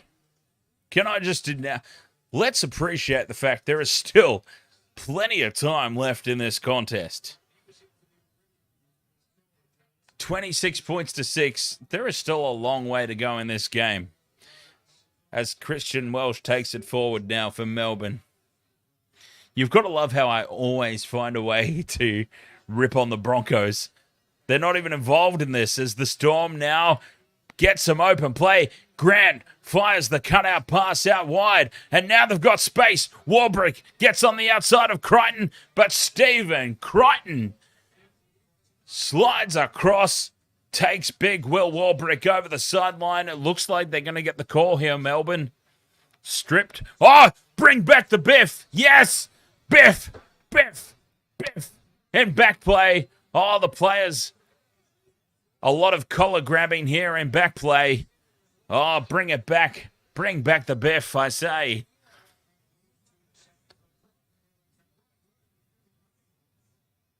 Great defense here. Stephen Crichton on Will Warbrick. And yes, he has stripped the ball out. And that is why Melbourne will come away with it. And that's a fair call there.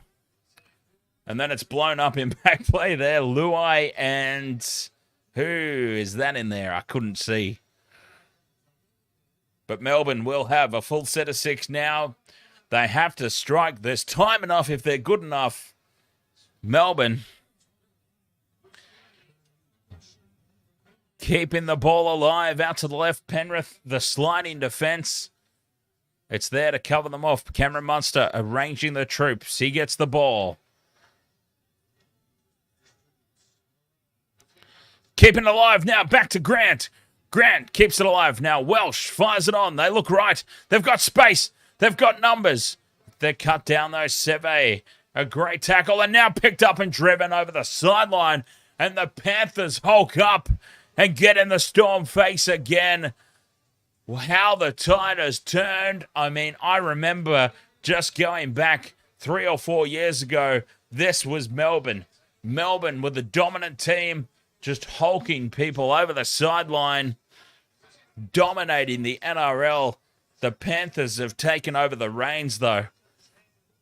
Every time you think you've got them in trouble, great chop down tackle there by Crichton.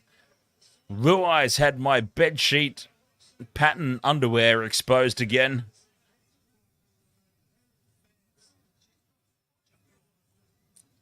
And they're loving it at the moment. They're just dominating here, the Panthers.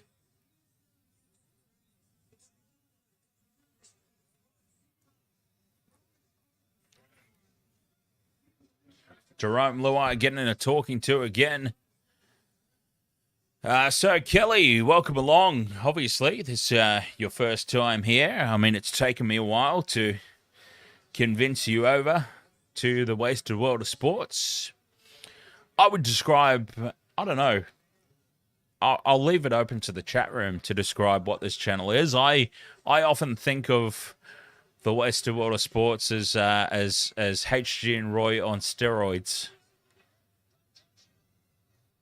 That would be, if I had to describe myself to anybody, that's probably the way I would go about it. And then if they don't know who HG and Roy is, then I'd have to try and think of some other way to describe it. But yeah, I would dare say that my first go-to How would you describe Wasted World of Sports and the commentary? I would say HG and Roy on steroids. Loose ball here for the Panthers, and it will be Melbourne getting possession. Oh, Liam Martin clutching his shoulder. This would be very bad news here for the Panthers. Liam Martin, if he goes down, State of Origin legend. I mean, he's only played a few Origins, but he's a State of Origin legend for the Blues. And he's clutching at his shoulder.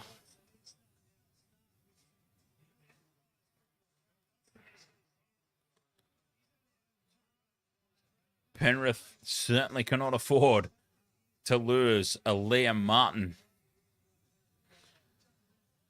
Shake of Heart says Seve and Luai are engaged in a little bit of a personal battle. Luai has got to watch his discipline. They've certainly been going at it, haven't they? Scrum down midfield here. Melbourne, there is still time. This is the beauty of this game. There is still time enough. 23 and a half minutes to go is plenty of time to bring back a 20-point deficit. But they've got to break down this Panthers defense. Therein lies the problem. They're going to give it their best effort, though, the Storm. I'm sure of it. Tackle 3 now. They're 20 out. Munster takes it to the line. They've got good shape out to the right now. Seve cuts back in field.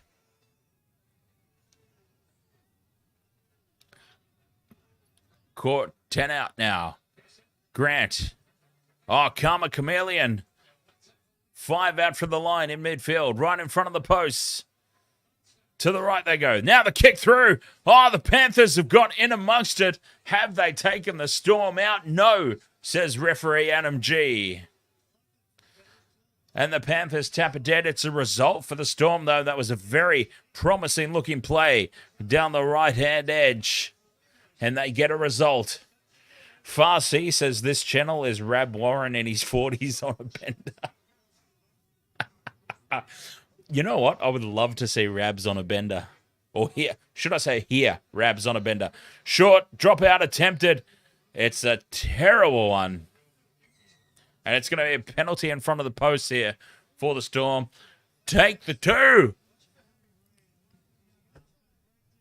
Take the 2. Take the 2. Take the 2. Take the 2. Take. Sorry.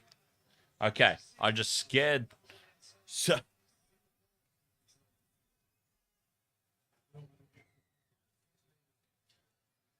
I'm sorry. Did that scare you, huh? What was all that clapping, huh?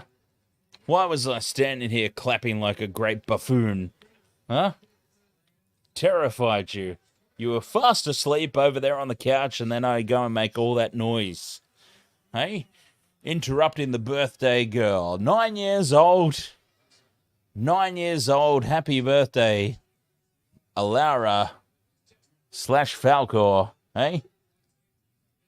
The birthday girl. Oh, take a dive. Okay, sorry. I've just now...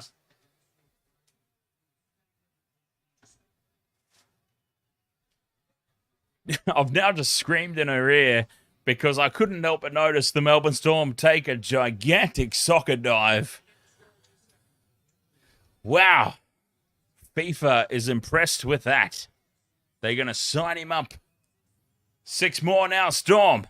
They must score, surely. Karma Chameleon. Close again on the crash ball. Grant, dummies right, looks left. Munster cuts back in field. Nothing doing. 6 more again. Another set restart. Karma Chameleon now. Charging forward. The 3rd time he gets close. And now it's a lazy play the ball by Karma Chameleon. And it's going to be Panthers ball. Oh, that's a big play. That is a big, big moment in this game. Karma Chameleon. What the hell was that? Oh, tunnel ball on steroids. That was. That is a loose play, the ball. And that will be Penrith possession. The Pittsburgh Pirates fan in the crowd's excited about it for some reason. It's got nothing to do with baseball, mate.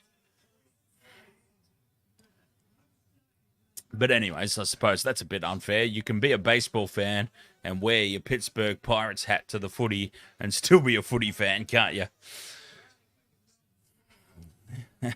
Will says, why isn't Cleary this dominant for the Blues? Queensland are a bloody good team, Will, is why.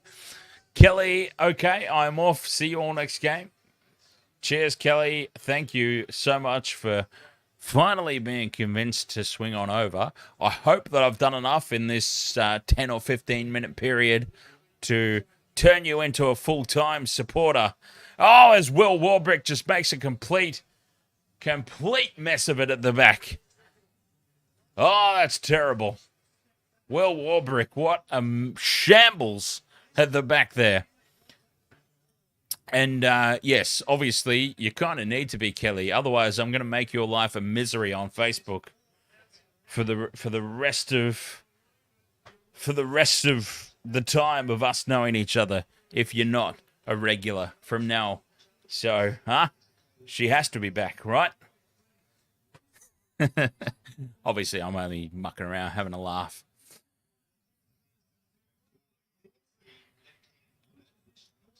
Yeah, cheers, Killy. Very much appreciate you coming over and checking it out here on the Wasted World of Sports. Jonah Pasetta, ahoy there. Jonah Pasetta says, New South Wales up was. Warriors got the job done tonight against the Titans. Just. Only bloody just.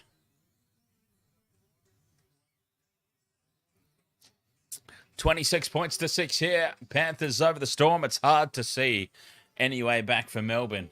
In all honesty, 18.5 to go. And they've not really, honestly, threatened the Panthers line. Penrith just dominating the flow of this game. It's been crazy. Crazy how dominant they've been in this display.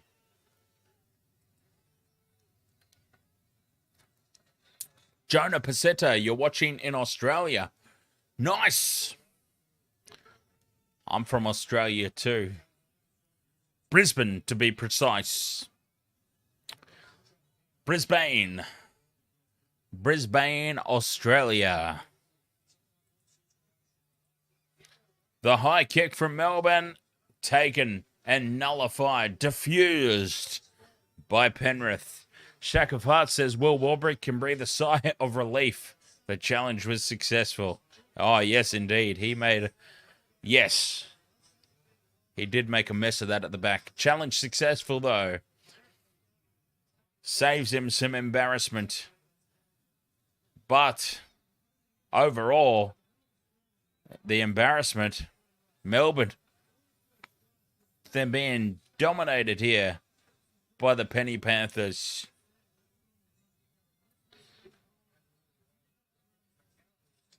Fifth and last, Penrith inside the 40. They're back. They've covered off the 40-20 because you know that the 40-20 is a threat. 40-20 is absolutely a threat. Farsi says, what happened to Lang Park? What do you mean? In what context, Farsi? In what context?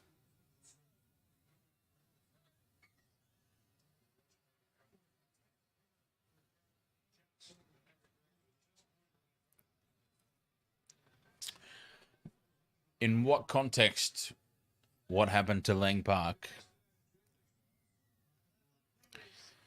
Penalty here, Melbourne. 16 minutes, 20 points the difference. Oh, Lang Park is Suncorp Stadium. I mean, I'm sorry, Farsi. I don't know if this is a legitimate question or not. I don't know if you're joking or not.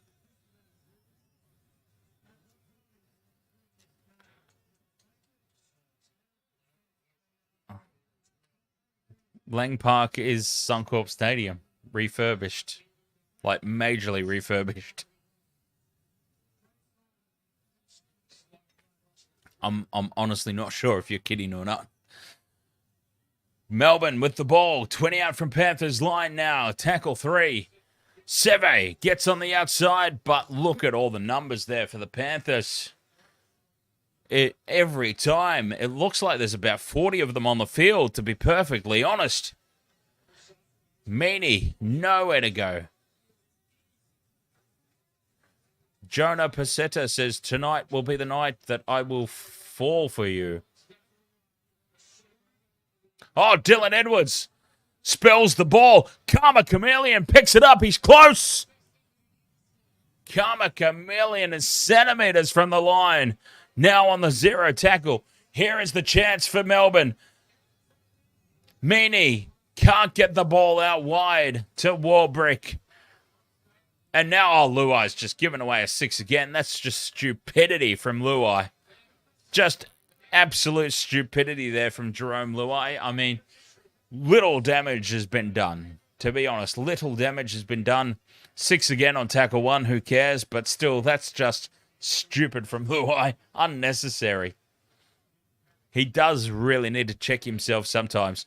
Melbourne now. Out to the left they go. Munster fires the cutout ball to Wishart. Wishart keeps it alive. Tonomapea keeps it back in field. Welsh. No, sorry, Farsi. I honestly, I didn't know if you were just taking the bollocks or not. But no, Suncorp is the upgraded Lang Park. They just built over the top of it. Upgraded the whole stadium. Suncorp obviously bought the naming rights. And now the ball spills forward, and that sums up the night for the Melbourne Storm.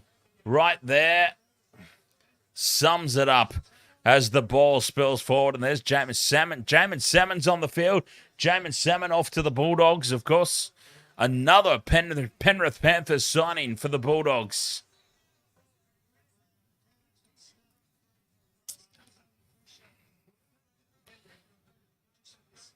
Shack of Heart says Luai claimed Meaney pulled his hair, so that's why he reacted. Fair enough, but yeah, you do have to. If you're gonna wear your hair like that, like if I was playing and I had my hair like this, like I have on the stream, I would expect somebody to have a good old tug at that during the course of a game, to be perfectly honest.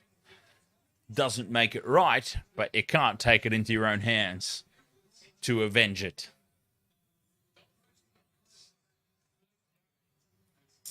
Jojo Fifita says, have you been to an NRL game? I've been to many an NRL game over my extremely long amount of time upon this earth. Yes. Jeffrey Foucault, ahoy there. What a win by the mighty Warriors tonight. They did it tough, though, to be honest, mate. They did it tough. Titans were a man down for 60 minutes of the game. A straight send-off in the 17th minute for the Titans. So it was probably a bit closer than it should have been. But credit to the Warriors. They got the job done in the end. And that's all they needed to do as the finals-bound run continues for the Warriors. And the run in this game continues for the Panthers now as they are tackle 4, 10 out from Melbourne's line. Yo out the back to Cleary. Short ball to Sorensen. Sorensen is held up over the line and driven backwards. 5th and last, 5 out. That's a terrible play, the ball. Terrible play, the ball. It's cleared, though. They get the kick away. But that play, the ball, didn't really give them a chance to launch anything. Jeffrey says All Blacks to beat Australia tomorrow in Dunedin. Oh, 100%. I would be gobsmacked if the Wallabies get a win. Eddie Jones about to be 0-4. Imagine that. Uncle Eddie 0-4. Crazy. Leading into the World Cup. Vobsy says Panthers Warriors grand final. It's going to be the Panthers and somebody, that's for sure. Fifth and last, Melbourne goes back to Munster for the kick. Edwards takes it on the full and now returns it. He's made a mistake. Jeffrey says, who's your try scorer for the All Blacks? Will Jordan is always my go-to. Takiaho as well. I would be comfortable sneaking a multi in, which includes Takiaho. All Blacks, they're going to get close to the line. They're going to pull that line out. That they're going to pull a short line out. That's going to go back to Takiaho and a rolling maul. Over they go. I would be very comfortable putting him in a multi with Will Jordan. But yeah, if I had to give an almost 100% dead set certainty anytime try scorer for tomorrow, it'd be Will Jordan, if Will Jordan's playing. I haven't seen the squads. I know that the All Blacks have apparently made some changes, but if Will Jordan's there, Will Jordan, anytime try scorer. For certain.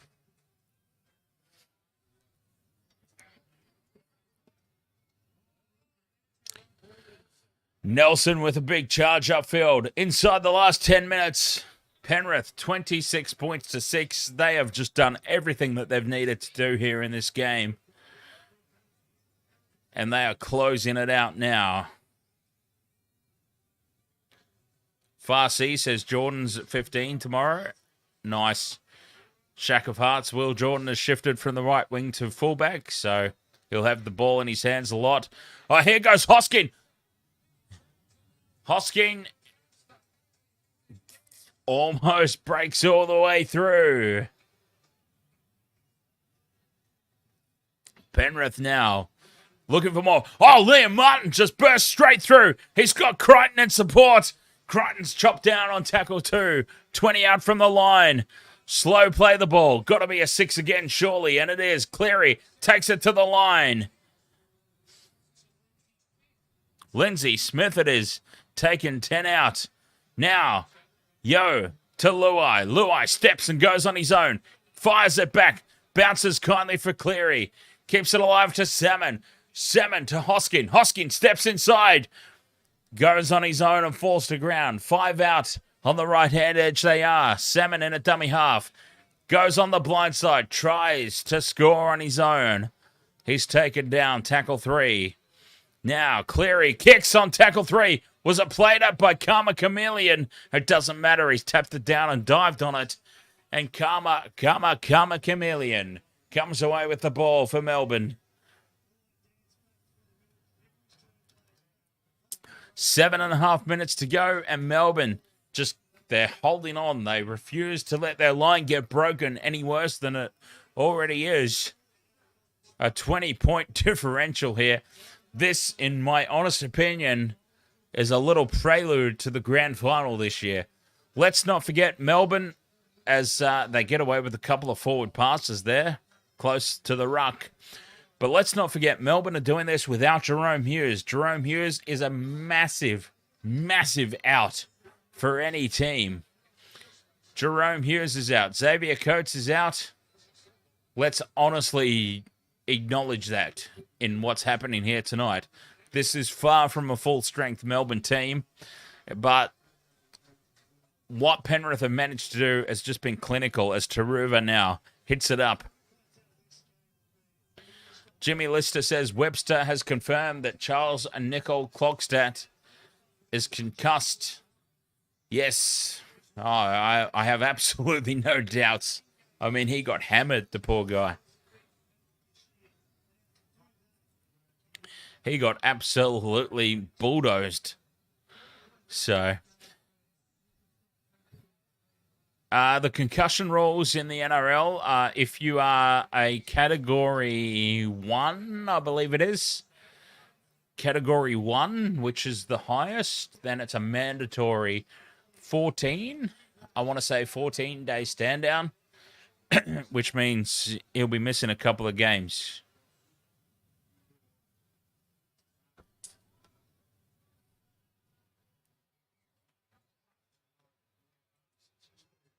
All right, I'm going to have a quick break.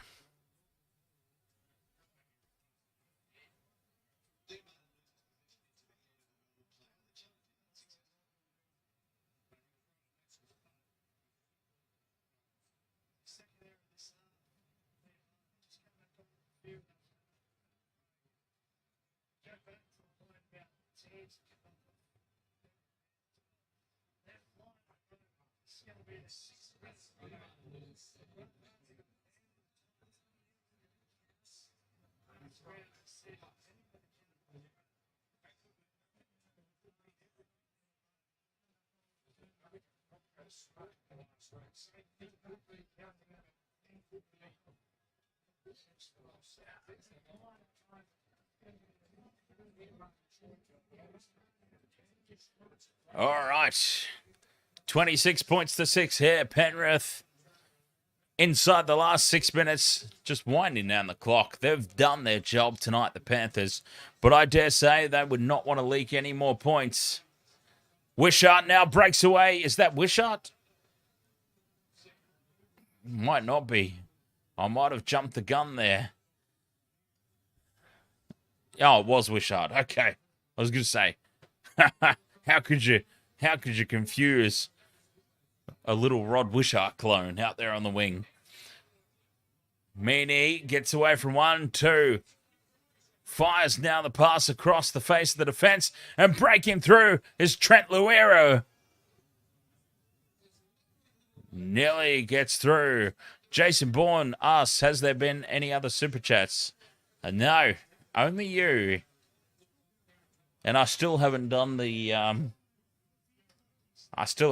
Pee Wee Herman impression.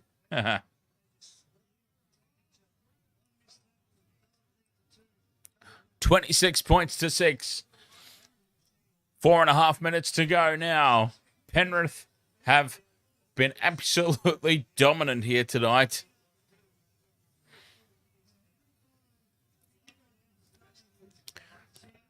A dominant display. Premiership credentials, if they weren't already signed, sealed, and delivered, they've been signed, sealed, and delivered here tonight. Gamer Mel, I'm surprised you're even still here, to be honest. Gamer Mel, because it was over for your team a long time ago. I appreciate your support for me. I appreciate your commitment to the cause for your team.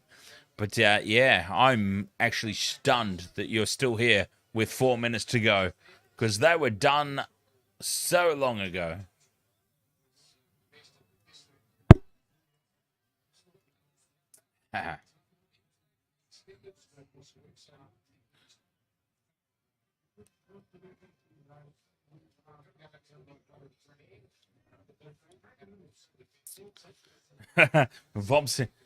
Vobsy and Jason Bourne, James Jason Bourne and Vobsy, best mates, absolute best mates, bosom buddies. They're at it again in the chat room. I feel like has anyone seen the that episode of The Simpsons when Bart and Lisa were playing the ice hockey and and then they were gonna be in direct competition, and Marge was all like, "It's come on, it's not a competition." And then Homer's like, "Hey, next week, Lisa's team is going to be playing Bart's team. They're going to be in direct competition." And he starts flicking the light switch. Fight, fight, fight, fight, fight, fight. That's Vobsy and Jason Bourne in the chat room every stream, I feel like. Fight, fight, fight, fight, fight. Now Penrith, they will get the last say in this game. Fifth and last, 10 metres out. 2 minutes to go. Cleary runs it to the line. Out the back to Yo. To Luai. Luai gets away from the first tackle.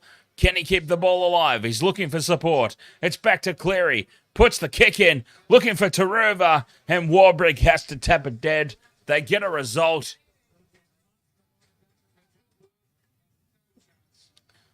Tapped over the dead ball line. It's just been clinical here from the Panthers tonight. Absolutely clinical. Stephanie, you were still here as well. You were very quiet tonight. But yes, catch you next time, Steph.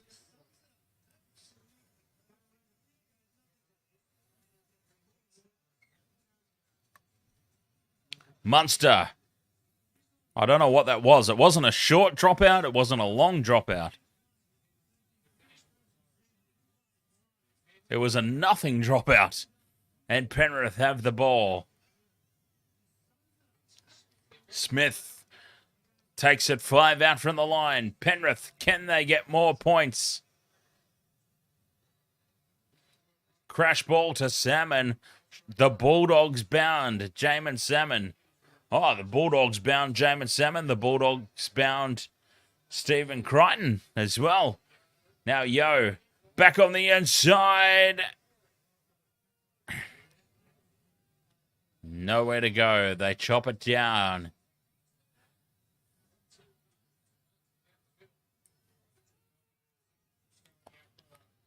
Fifth and last now, Panthers.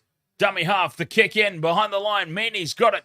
Fires it across the face of the post to Wishart. Inside his own. In goal. Risky play, but you take it with less than a minute to go, don't you? And it looks like this game is going to just pitter out to an end at 26 points to 6. Jimmy Lister says Tane Torpicki will be fullback. I'm probably not saying that name correctly, by the way, as well. But Tane T would be fullback for the Tigers game next week. He absolutely has to be. Nickel Clockstat, if he's on mandatory stand down, Tane T was so impressive when he came onto the field. He really was. Since he came onto the field as a replacement, he was so impressive. And he is very deserving of a starting spot next week if that's the way that it eventuates. 100%. I mean, he was really well. He did really, really, really well stepping in and filling in for Nickel Clockstat at the back there. So, a little bit of claret there, I think, for Zach Hosking. All right, Wasted World of Sports, thank you so much. I'm not going to have too much of a post-game for this one because there's not a whole lot to talk about, if we're being perfectly honest. Penrith did what Penrith were expected to do. They did it as clinically as you would expect them to do it. I mean, Penrith, everyone else is just making up the numbers, let's be honest. Everybody else in this competition this year making up the numbers for the Penrith Panthers. We're all just basically lining up to see who is going to lose to the Penrith Panthers in the premiership race this season. It's that simple. It's that simple. Not a whole lot to talk about in this game. Penrith, 26 points to 6, absolutely clinical. I feel like Melbourne would have been worth a few more points if Jerome Hughes was there, if Xavier Coates was there. If they were full strength, might have been a bit of a closer game, but on the back of the outs for Melbourne, 20-point differentials, probably exactly what we expected. All right, Wasted World of Sports. As I say, very, very short post-game tonight. Not a whole heck of a lot to talk about. But look, tomorrow could be an absolutely massive night. Obviously, we've got Bledisloe Cup. That is the main thing that's happening tomorrow here on the channel. Bledisloe Cup. After that, who knows? I'm just going to play it by ear. I've been invited out to a couple of musical gigs this weekend. I don't know if I'm going to go to any of them. Time will tell, but who knows? We'll see. I may be around for the NRL tomorrow, especially the Sharks Rabbitohs game. I can't wait to see the Sharks' season be officially ended at the hands of Latrell and the Rabbitohs tomorrow evening. But yeah, we'll see. We'll see what happens. Anyways, Bledisloe Cup coming up tomorrow. We'll play the rest by ear. Thank you so much for your company, as always. I very much appreciate it. I'm going to be hanging out on the Discord for a little bit if anyone's keen for chats afterwards. Otherwise, yeah, I'll catch you next time. Until then, cheers.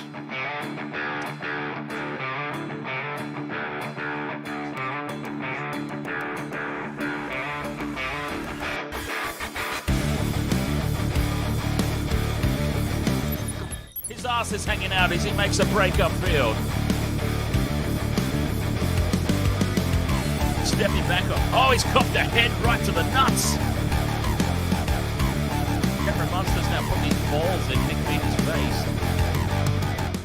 I have no idea what the wasted world of sports is.